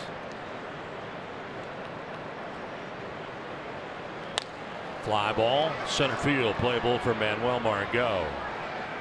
1-2-3 6th inning, 3-0 Padres.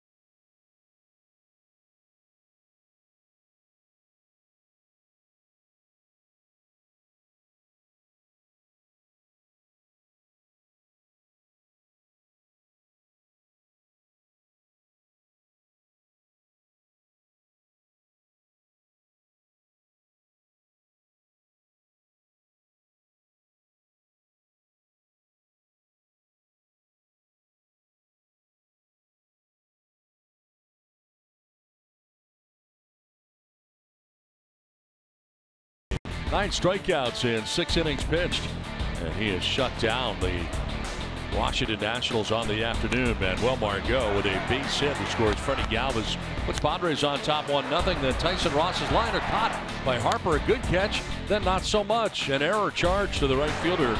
Bryce Harper back on the warning track. Plates 2 for the Padres, who take a 3-0 advantage here into the 7th inning. So Ross through the first 6 is not allowed to run. He's thrown 99 pitches. Eric Fetty on the hook. Parts from this game after 5 2/3. Margot and Hosmer leading the way offensively today for the Padres. And some kind of day today for Tyson Ross.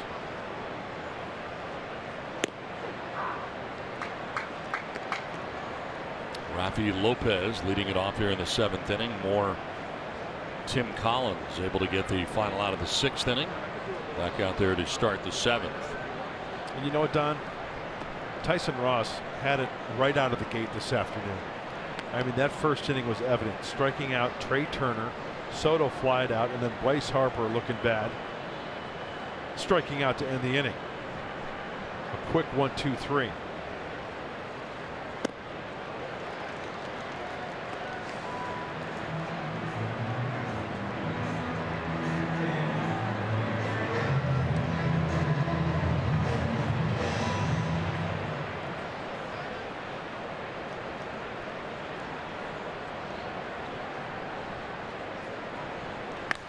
In the air, headed towards left field. Juan Soto out there.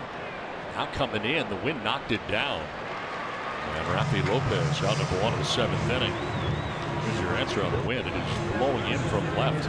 Knocked that ball down. So Lopez retired and brings up Manuel Margot.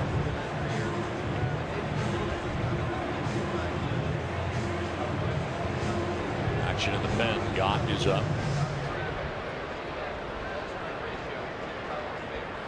And they may bring in Trevor Gott right now. As Dave Martinez out there so far has not made the move, but looks like he's going to and does. So pitching change with 1 down here in the 7th inning from Nationals Park. Padres enjoy a 3-0 lead.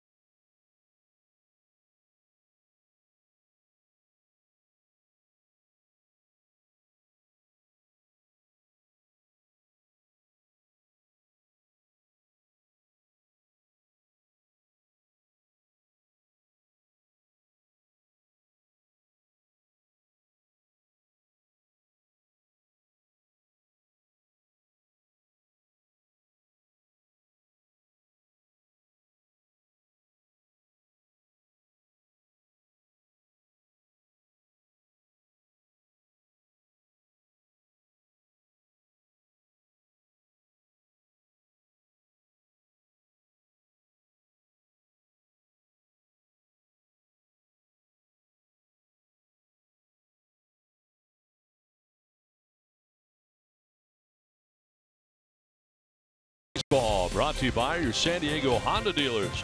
Visit us at sthondadealers.com. By Jerome's Furniture, where Jerry's price is the lowest price every day. And by Pacific Surfliner. Ride the Surfliner to your next Padres game. Outside the White House here in Washington, D.C. And not far away is Nationals Park here, where the Nationals bring on their 3rd pitcher of the day. We saw Eric Fetty start this game, go 5 2/3. Tim Collins 2/3. And now Trevor Gott. We saw Trevor Gott in San Diego. Very herky-jerky delivery. 16th game, high ERA. And you got to be patient because you can work a walk, 7 walks in 14+ innings.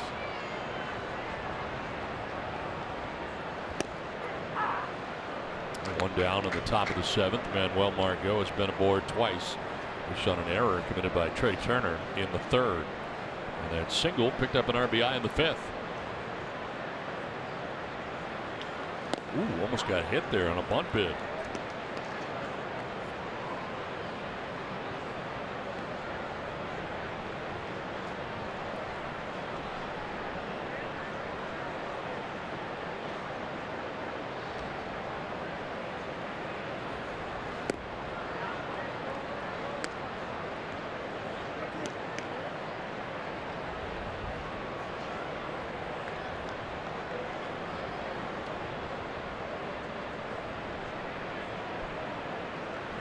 Another bunt bid popped up, and back comes Keyboom, but no play.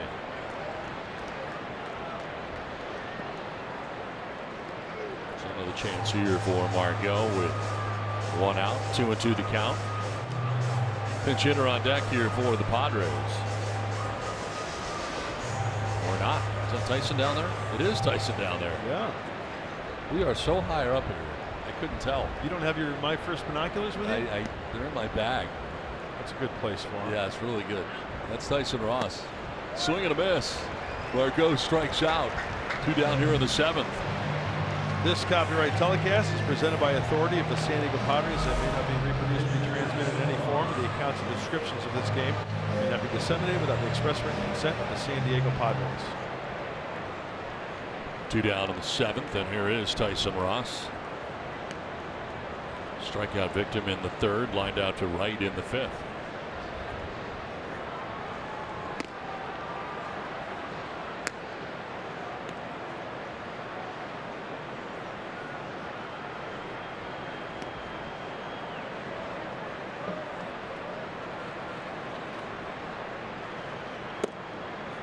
Late on that 95-mile-an-hour fastball is Ross.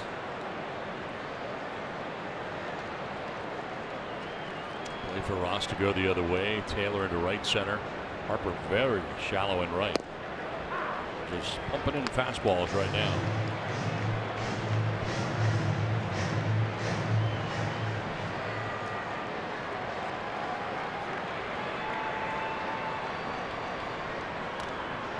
It's Peace stays alive. So Collins went 2/3 of an inning, giving up no hits, no runs, didn't strike anybody out. Eric Fetty on the hook right now for the Nationals. Starter hung around for 5 2/3, giving up 3 runs.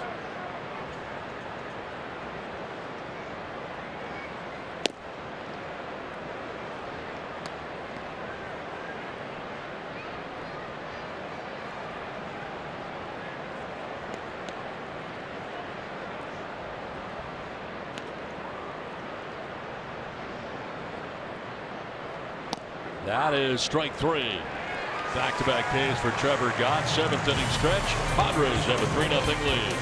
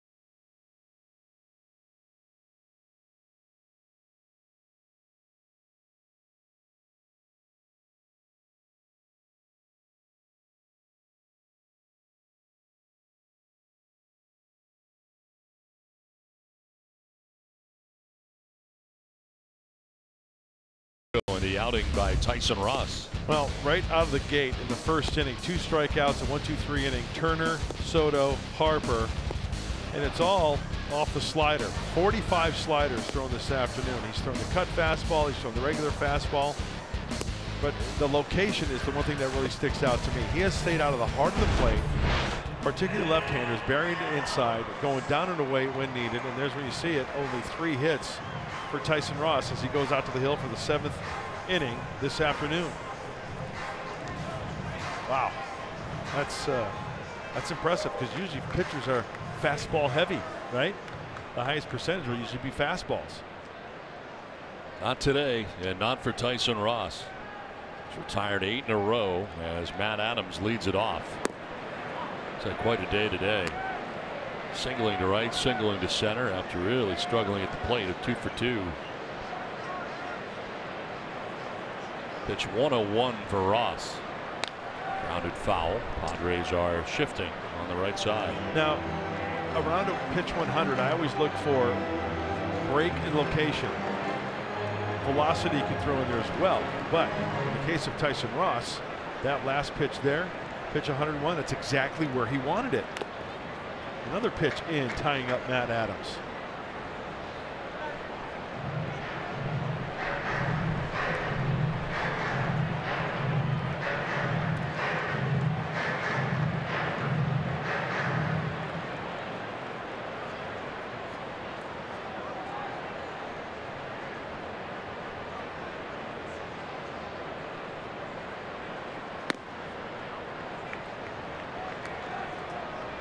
Two and 2 with Taylor and Keyboom to follow.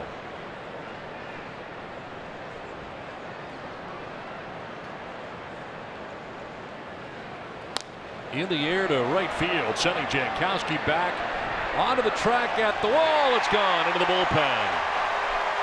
Matt Adams on his 3rd hit of the day gets the Nationals on the board on a solo home run to right. 11th home run of the year for the Nationals first baseman.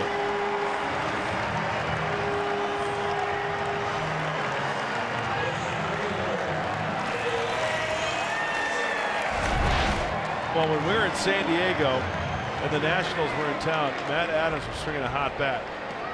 This is probably one of the sliders he's thrown today that was not where he wanted it. It ended up middle of the plate. It speeds up the bat of Matt Adams. Now a grounder to third base via the Weber's throw. A little bit in towards the runner, but Hosmer with the good footwork there. Taylor retired 5-3, 1 down. I think that slider to Adams just wasn't in the good location where he wanted it, down and in towards that back foot. When you leave it over the heart of the plate, he's going to catch it out front like he did, catching way too much of the plate, speeding up his bat and sending it on its way.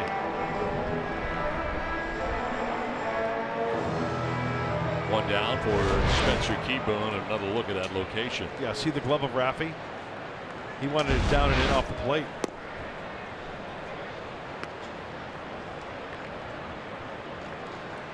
Adams in one stretch earlier in the year, the stretch you were talking about, 7 home runs in 7 games.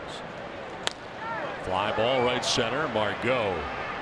And Jankowski steps in front of Margot to make the catch. Case of having 2 center fielders out there, and seen a few almost collisions between those 2. 2 down. Communication is key. Usually the center fielder will take charge, but Travis Jankowski, kind of tough to tell who's calling here. Manuel not saying much. Travis, I don't know what he was saying.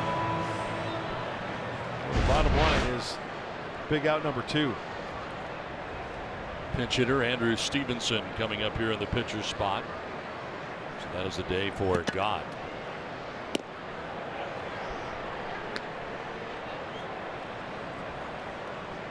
Faced 2 batters and struck them both out.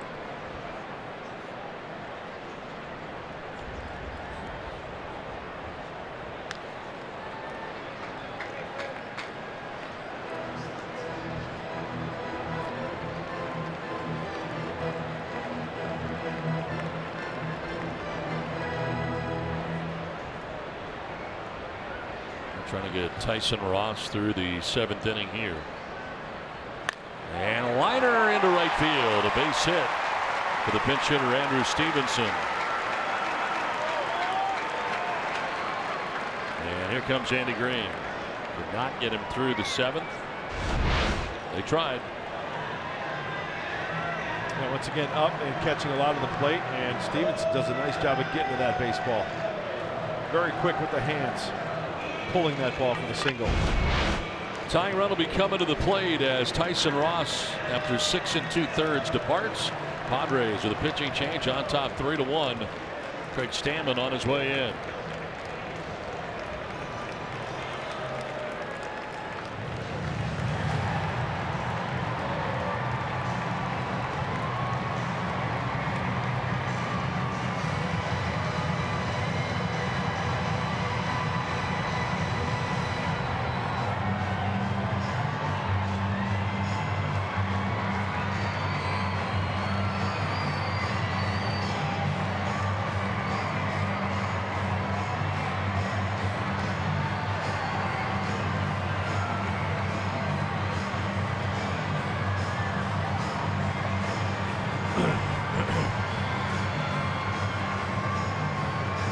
So when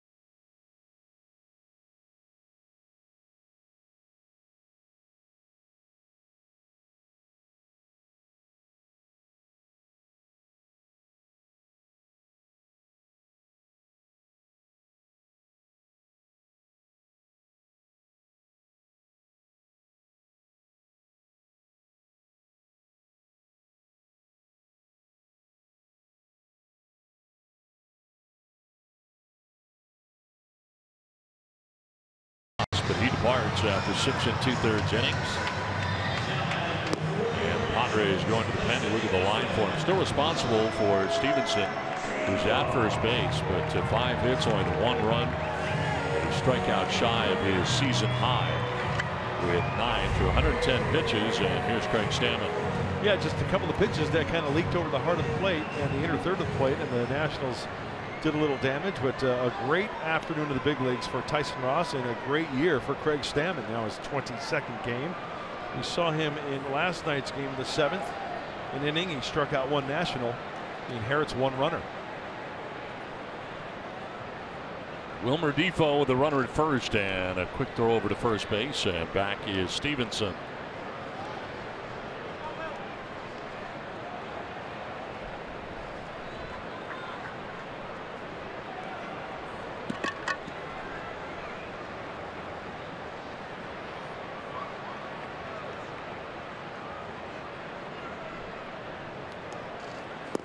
Defoe may have gone around. Yes, he did.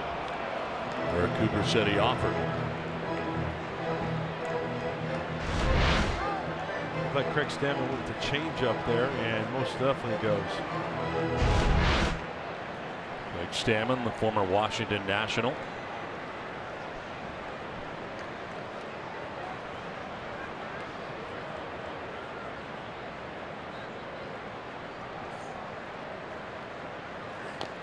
Defoe fouls it off, 0-2.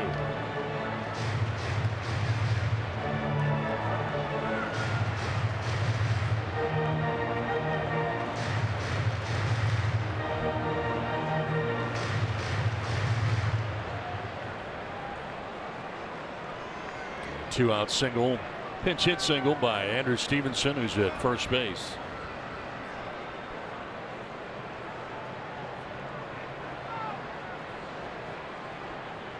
Oh-2 coming up to Defoe. Bouncing in and blocked by Lopez. No advance for Stevenson at first base.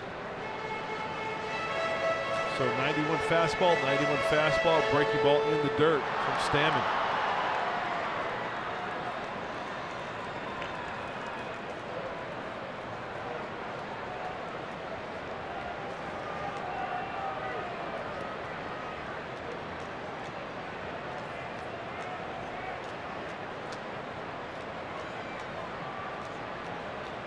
Put a fastball away right here.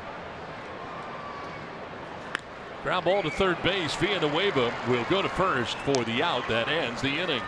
Stammen does a nice job getting the only batter he needed to. 3-0 Padres.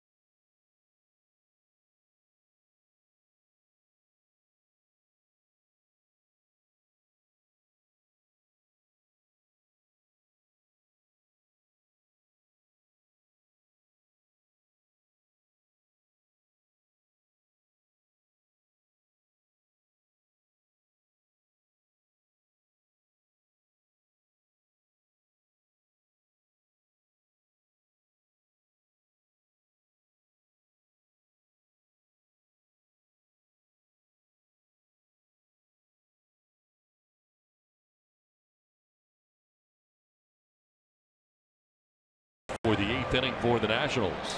Former USD Torero, pitcher for Rich Hill, enters his 26th game. High ERA, a lot of strikeouts though. There is a strikeout in that left arm of Sammy's. 24 in 16 1/3. Pretty good against lefties. Below 200 at 194 clip. Travis Jankowski leading it off, trying to bunt his way on. Pulls it back. And a quiet day today for Travis. Grounded out to short, struck out swinging, and grounded out to short again.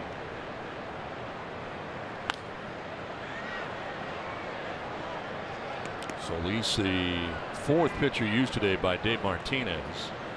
Fedde, the starter, 5 2/3, gives up 3 runs and currently is on the hook. Tim Collins, Trevor Gott, now Sammy Solis.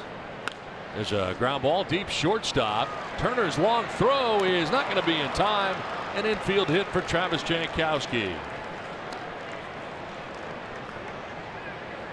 Let's see if he can turn this into a double and a stolen base. I would like to see that. And anytime Travis Jankowski has the shortstop move to his right into the hole, chances are Travis is going to be on first base with a big league knock. 1, 2, 3, skimmer. Turner does everything he can. I mean, even if you take Travis out of the play, I mean, his speed's going to beat that out. You look at the play that Turner made, and it was an accurate throw, but the speed of Jankowski is the difference in that play. There's Eric Hosmer. And check on Jankowski right away.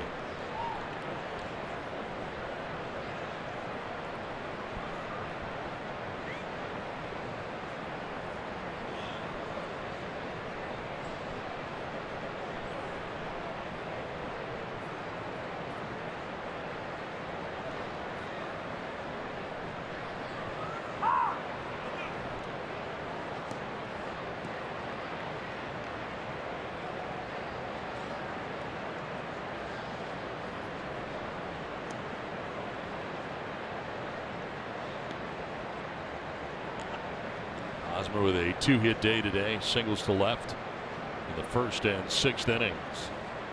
Now jumping back out of the way. The pitch was almost a strike on the breaking ball. Taken for a ball. Time to add on. What a great way with the speed of Jankowski on first base, like you said, Don. Get him into scoring position. With the left-hander out there, though, if you're going to go, it's going to be on that first move. It's a do-or-die type situation. On that delivery, Jankowski was headed back to the bag. At first, he thought he was coming over. So has not yet figured out the move of Solis. Maybe that's a setup for Travis, right? Moving back on the first move, and it gives the pitcher the thought maybe that, oh, you know what, I got him with that. I don't have to maybe worry about him. Maybe a cat and mouse game going on there with the move of Sammy.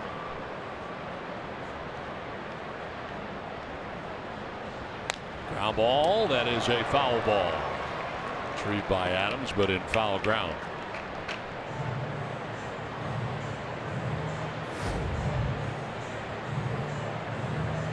Leadoff infield single by Travis Jankowski. Padres trying to add on.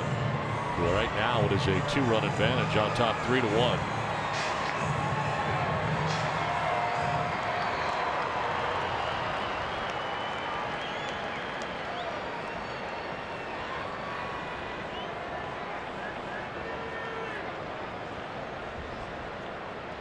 Throw over, and Jankowski easily back to the bag.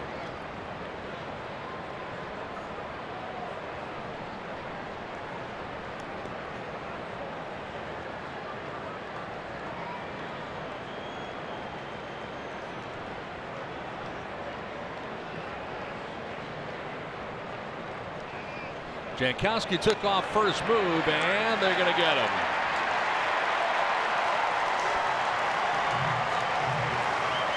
Well, he guessed and guessed wrong. Well, that's the chance you take. Watch the leg kick of Solis. Kick. Got to go. That was, that looked closer than. Nah, he got him on the hand. Wow. Just got him on the hand before he touched the bag.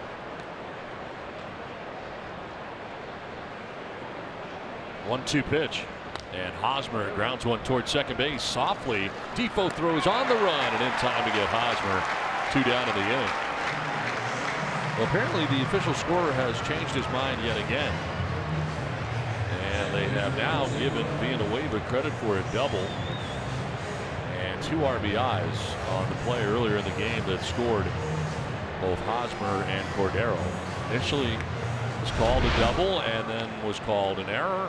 And now it's back to being a double again. Well, I wonder who did the lobbying on that one. Back and forth. Christian will take it, no doubt. 2 outs in the inning, bases empty, and Perella down to the count 0-1.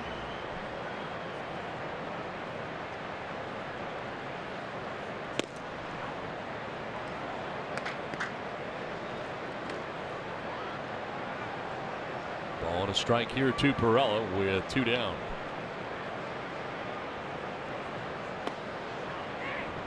Ball 2. You know what? If I'm a position player, I'm taking one for my pitching staff and my pitchers. I'm going to wear the error. Those are 2 earned runs. Said the pitcher. No. Outside with a pitch. Oh, what is it going to prevent you from winning a Gold Glove? Really? Could be. Oh, come on. Really? If you're a perennial winner of a Gold Glove and you make one error and you suck it up for your teammate and take that error, you really think that that's going to really? Yeah.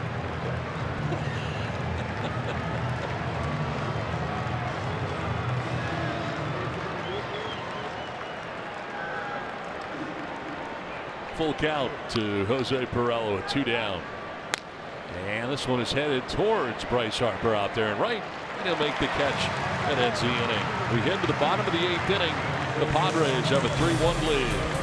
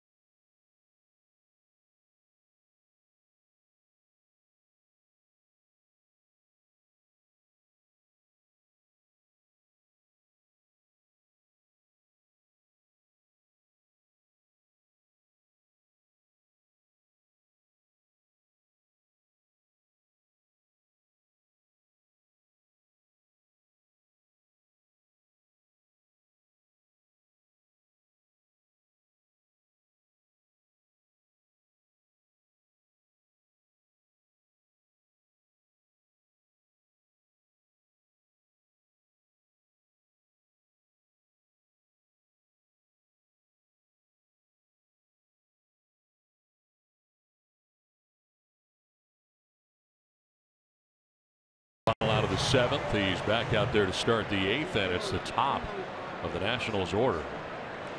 Trey Turner, Juan Soto, and Bryce Harper here in the 8th inning.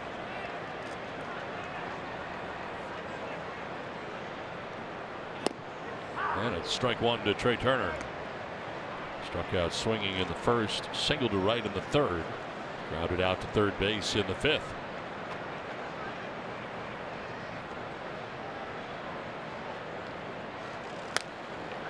In the air, down the right field line, headed for foul ground, and that'll be a foul ball.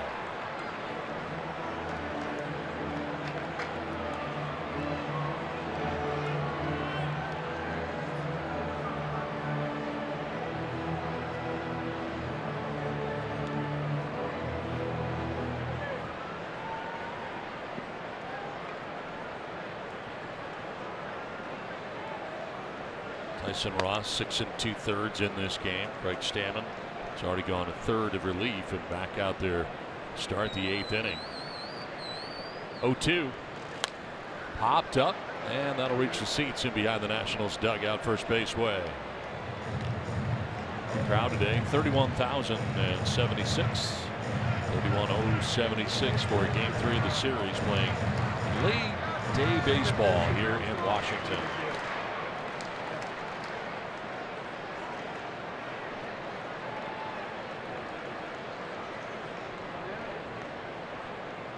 Oh, 2 to Turner again.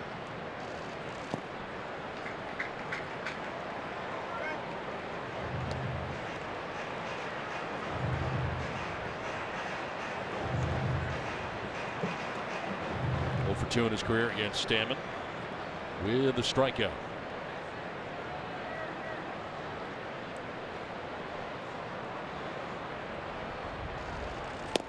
On the outside corner for strike 3. Turner doesn't think so. Says some stuff to Cederstrom on the way by. Cederstrom says some stuff back. 1 down in the 8th. First strikeout for Craig Stammen. Sometimes a pitcher gets a call. It's a 2-seamer back. According to Fox Tracks, that's off the plate. Stammen gets a call. Nice job by Rafi Lopez. And I think Trey Turner has a legitimate gripe. We got a double switch coming up here. Andy Green has gone to home plate as Stammen gets Turner to begin the 8th inning. A pitching change and a double switch coming up. 3-1. Padres have the lead.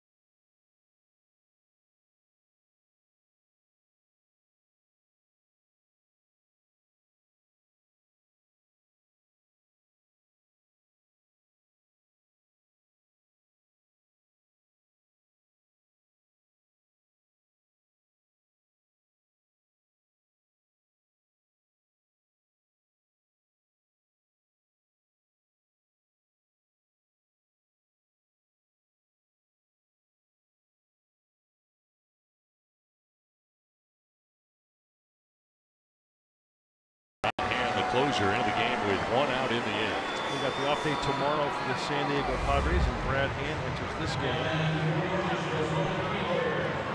Great numbers all the way around. Can he do it? Probably. Yeah. The slider's been working. Great splits. Let's see. The last time off for Brad was in Pittsburgh. It was 3 days ago, back on the 20th. So that was Sunday.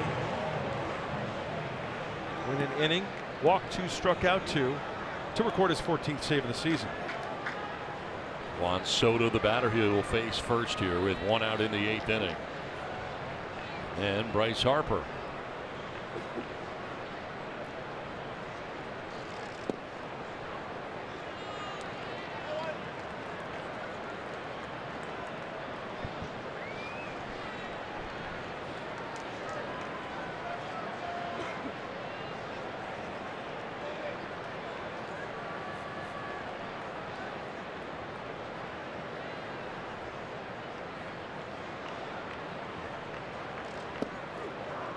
Strike called, 1-1. 10 strikeouts today for Padres pitching, 9 of them for the starter Tyson Ross in 6 2/3. Stammen got a strikeout in 2/3 of an inning, getting Trey Turner to begin this, the 8th inning.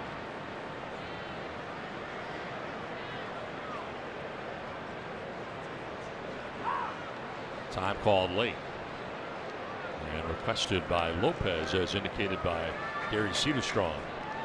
Highest breaking ball usage. Okay, we're talking about the slider from Brad Hand at Pittsburgh.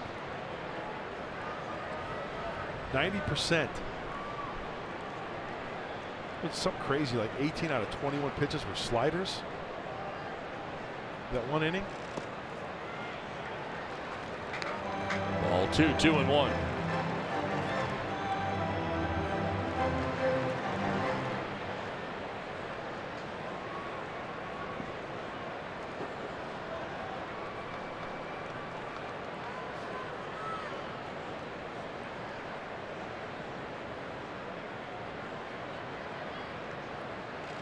Grounded back to Hand, who knocks it down, stays with it, and his throw, what a stretch there by Hosmer.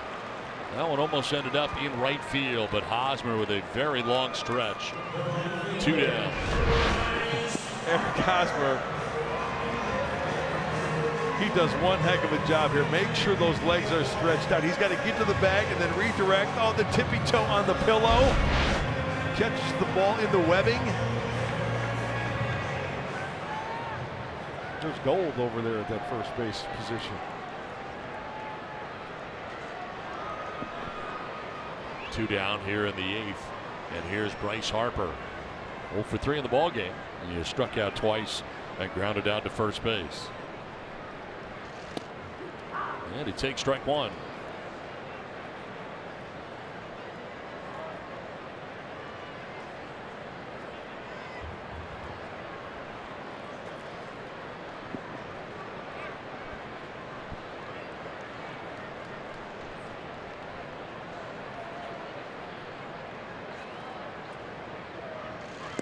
Oh, 2.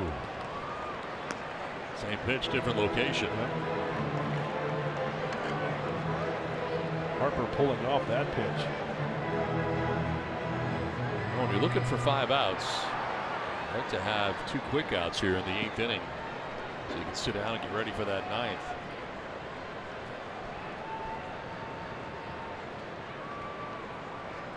Oh, 2 pitch coming up. Too far away, not tantalizing enough.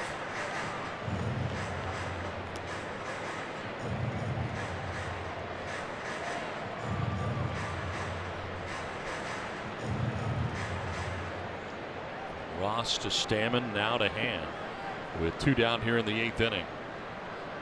Padres on top by 2, and they shift on Bryce Harper on the right side.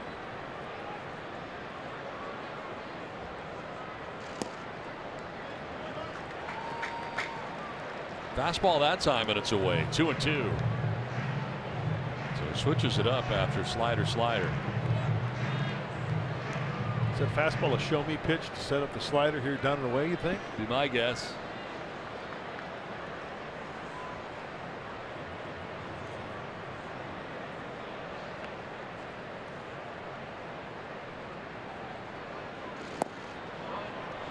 There it is, but he missed with it.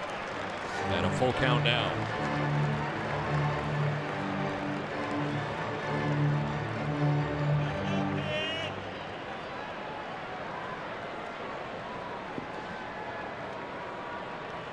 Got to throw a slider here, huh? Indeed.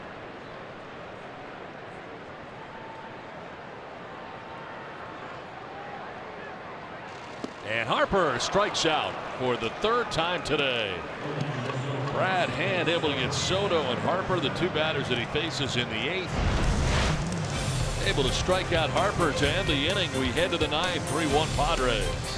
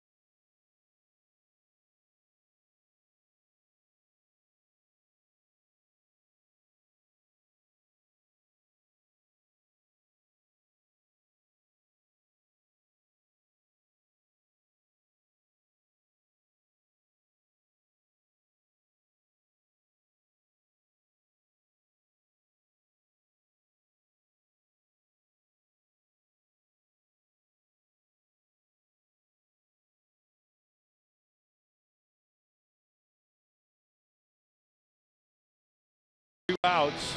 Bryce Harper is up at the plate. How did he go about it? Slider, 0-2 quickly. 1-2. He's not biting. Trying to keep the ball away. Give him left field on the fly ball. Slider 3-2. Slider 3-3. Sorry about it. Brad Hand coming through big time with the slider. 3-1 Padres have the lead as we head to the 9th inning. Frenchie Cordero going to lead it off. Been a long day today for Bryce Harper. Just got longer. Frenchie showing bunt, running up there, but taking a strike as he pulled back. Cordero has struck out, lined out to second, walked and scored. Running out of the cleanup spot. And down 0-2.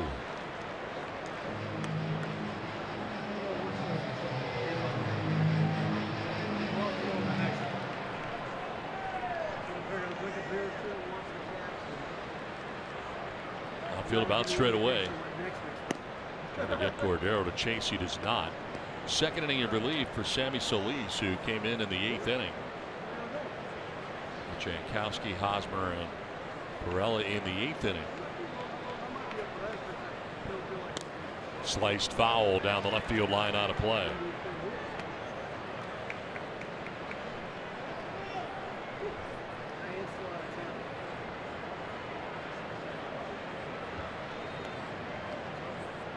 Did it pretty quickly. This is only pitch 11 for the left-hander. Runs away, 2-2.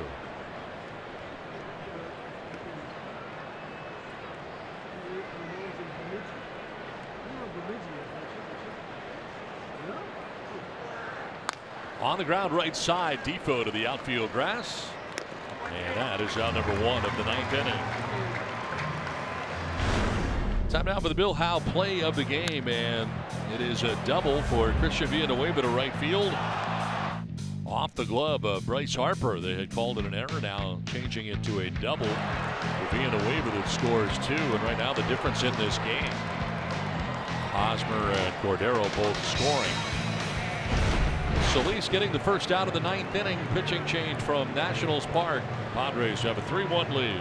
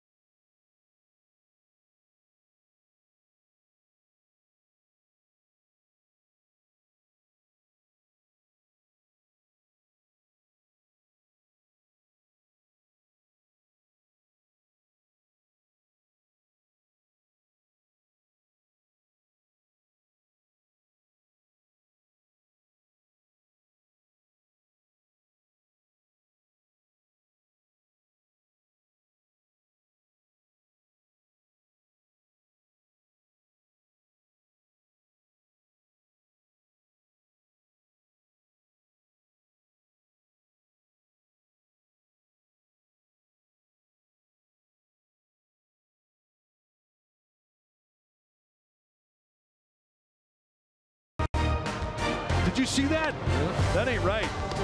He was peeking. High, deep, and very gone. Padres and Dodgers again coming up. Just met in Mexico, and for the first time this year, the Padres will head to Dodger Stadium starting on Friday night. Padres headed to LA after the ball game today. Christian Villanueva batting. The new pitcher, Sean Kelly, with 1 out in the 9th.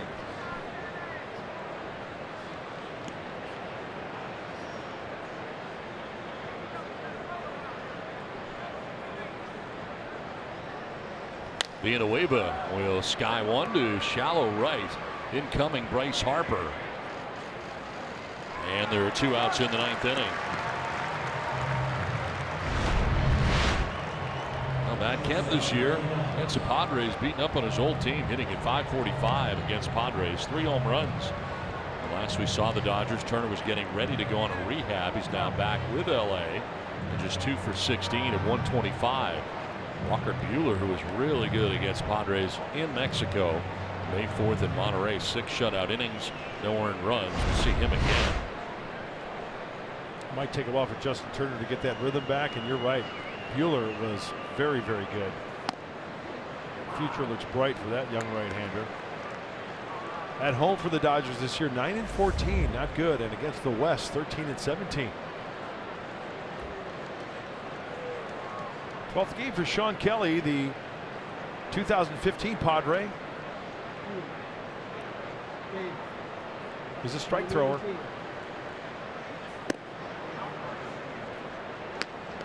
Should probably go ahead and warn Dodger Stadium concessions that Mark Grant is coming to town. Dodger dogs better be around, because that's why I've been fasting for the past 3 days. 1-1 pitch, foul backhand, out of play. Yeah, I figure I sacrifice my full feedback here in Washington, and then as I go to LA, I can just feast. Yes. I mean, more sodium. 3-game series. You average 3 a game. 2 a game. So that's, I think it's going to be a 9 Dodger dog weekend. Yeah, the over-under is 8.5. Just away to Galvis. I'm going over. Are you? Oh, yeah. I see 10 Dodger dogs in your future. That is 10 feet of dog.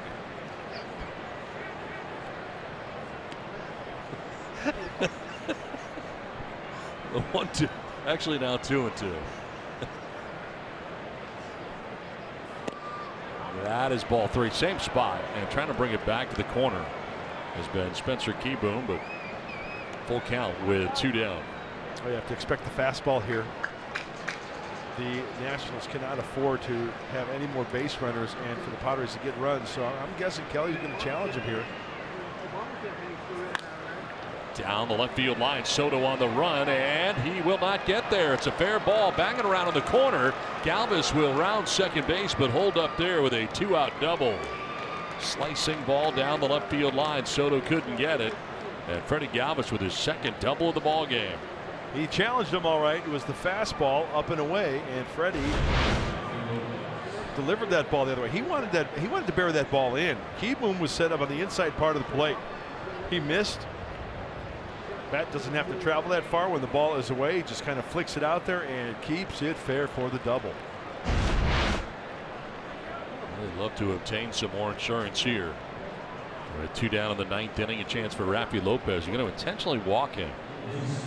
The no throw kind, and Lopez down to first base.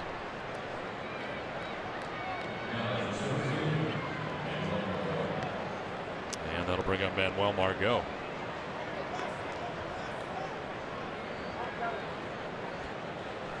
Keyboom, the catcher, headed out to talk to Sean Kelly.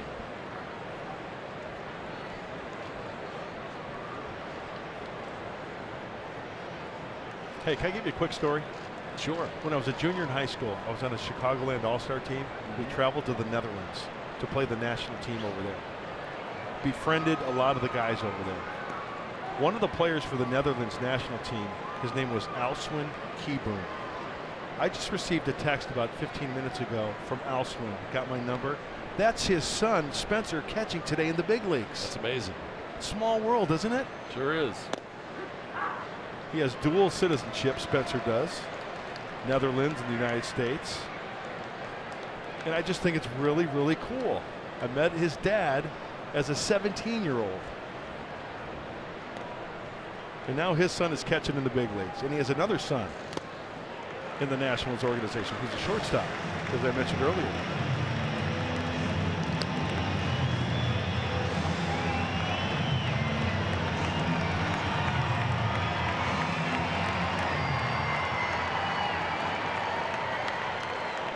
Two down, two on. Galvis at second, Lopez at first. 0-2 coming up to Margot.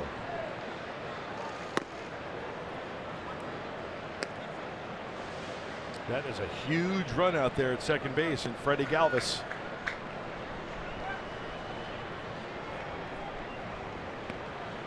Outfield kind of straight away. Infield back. Wow. Kelly was on his way to the dugout. And he is barking in. Home plate umpire Gary Cedarstrom. Did you see what he just did? He kind of motioned towards Cedarstrom saying 3 pitches. That's 3 pitches you've missed. I mean, he walked all the way in between the pitcher's mound and the first base line.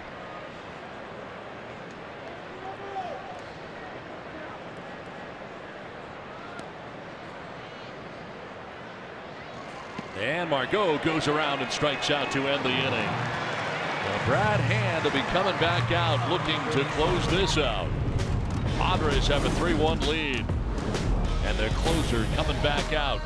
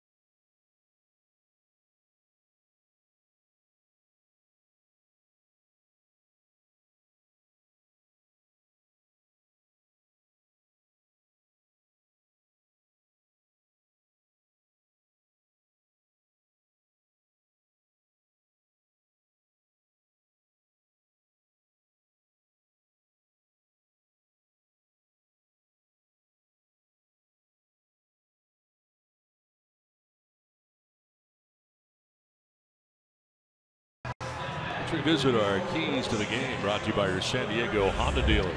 Well, be ready for Fetty, right? Eric Fetty getting a call today to start, and he pitched very well. I really like this stuff. 1 earned run in 5 2/3. And repeat for Ross. Previous 2 starts, 12 innings, only 3 earned runs. He struck out 9. Today, 6+, 6 2/3. Punched out 9 Nationals. He was really, really good from pitch number 1 this afternoon in the nation's capital.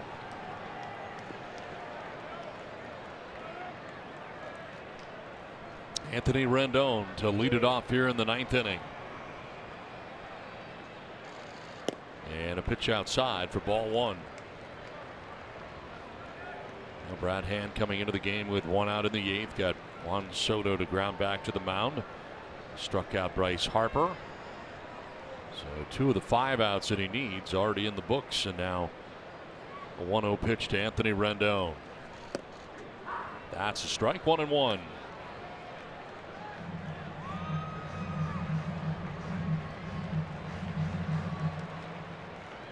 Rendon today has grounded out to second and flied out to center twice.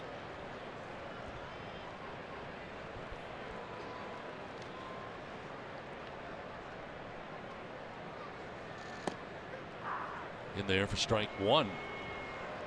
It's actually strike two. Count is 1-2.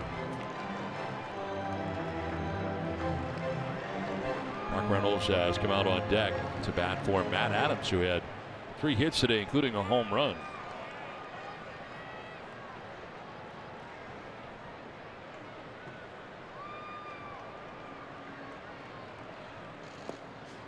In the dirt, 2-2.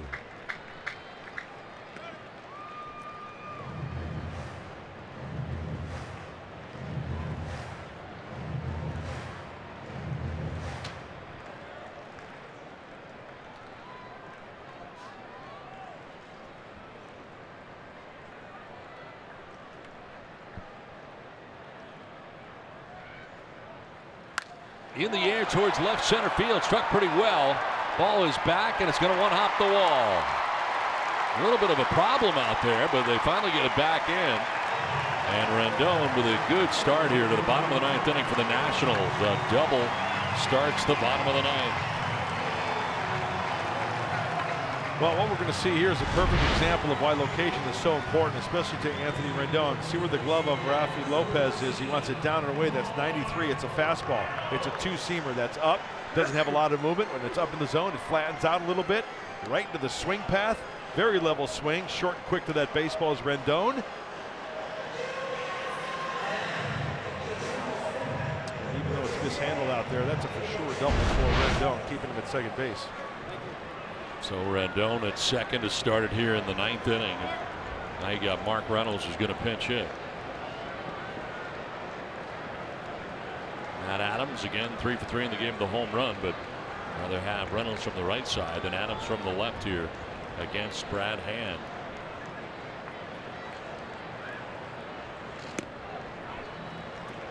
Ball one.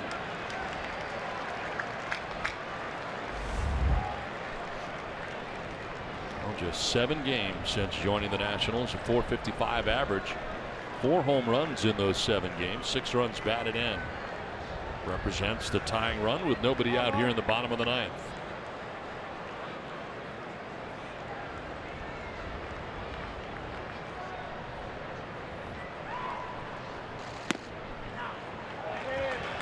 Close pitches, but both balls 2-0.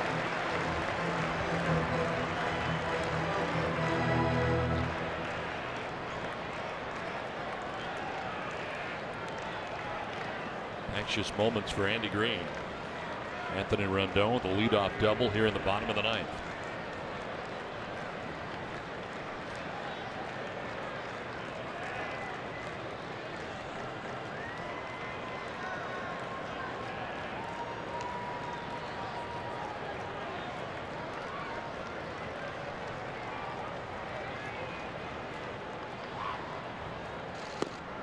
That's a strike. Just caught the inside corner. That ball may have been off the plate just a little bit as well. Brad Hand getting a call on that slider. Does Rafi Lopez stick that glove right there? Ooh, he brings it out of the zone a little bit as well. Got a call.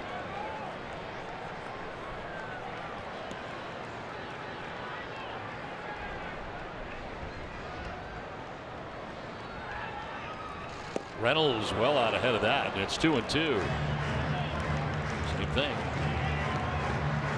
This pitch will be the 20th of relief for Brad Hand. Does not have an out yet in the 9th. I'll tell you what, Don, the Nationals hitters this afternoon have seen sliders, electric ones, from both sides, the right side and the left side. Tyson Ross, Stammen came in, he threw some good ones as well, and now Brad Hand.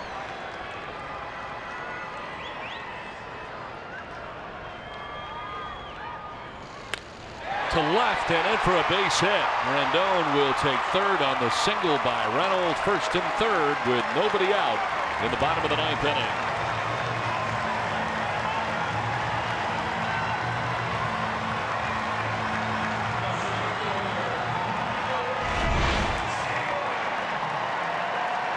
Missed location again. He wanted to bury that one towards the back foot. And Mark Reynolds has got good plate coverage. He just extends those arms. That's all upper body, all arm swing. And lofts that one into shallow left field for the base hit. Last night's hero, Michael A. Taylor, had the walk-off double, and here he is now, representing the winning run at the plate.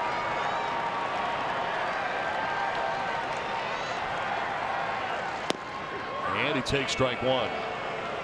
95-mile-an-hour fastball on that outside edge.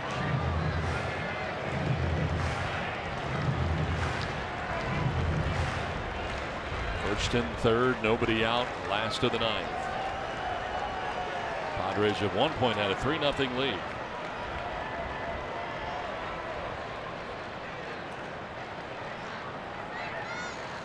That is strike two. 0-2.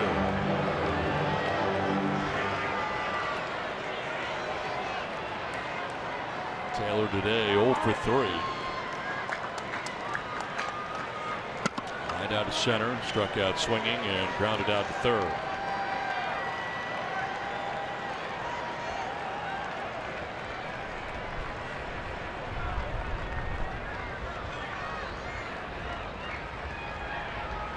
Swing and a miss on a 96-mile-an-hour fastball elevated.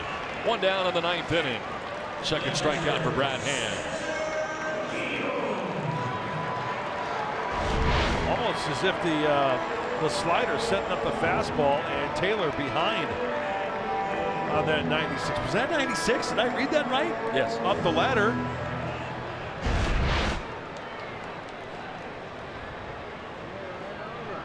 One out, first and third. Spencer Keyboom coming up 0 for 3. He has struck out, flied out twice.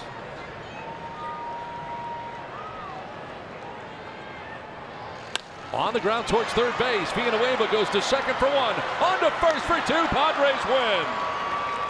Around the horn on the 5-4-3 twin killing. And the Padres win the final game of the series. 3-1 from Washington. Needed that in a big way. That was huge. Clean all the way around. 5-4-3 has a nice ring to it. All smiles in the nation's capital. So the Padres win it. 3-1 the final from Washington. It's time for Padres Live. Mike Pomerantz, what's in store?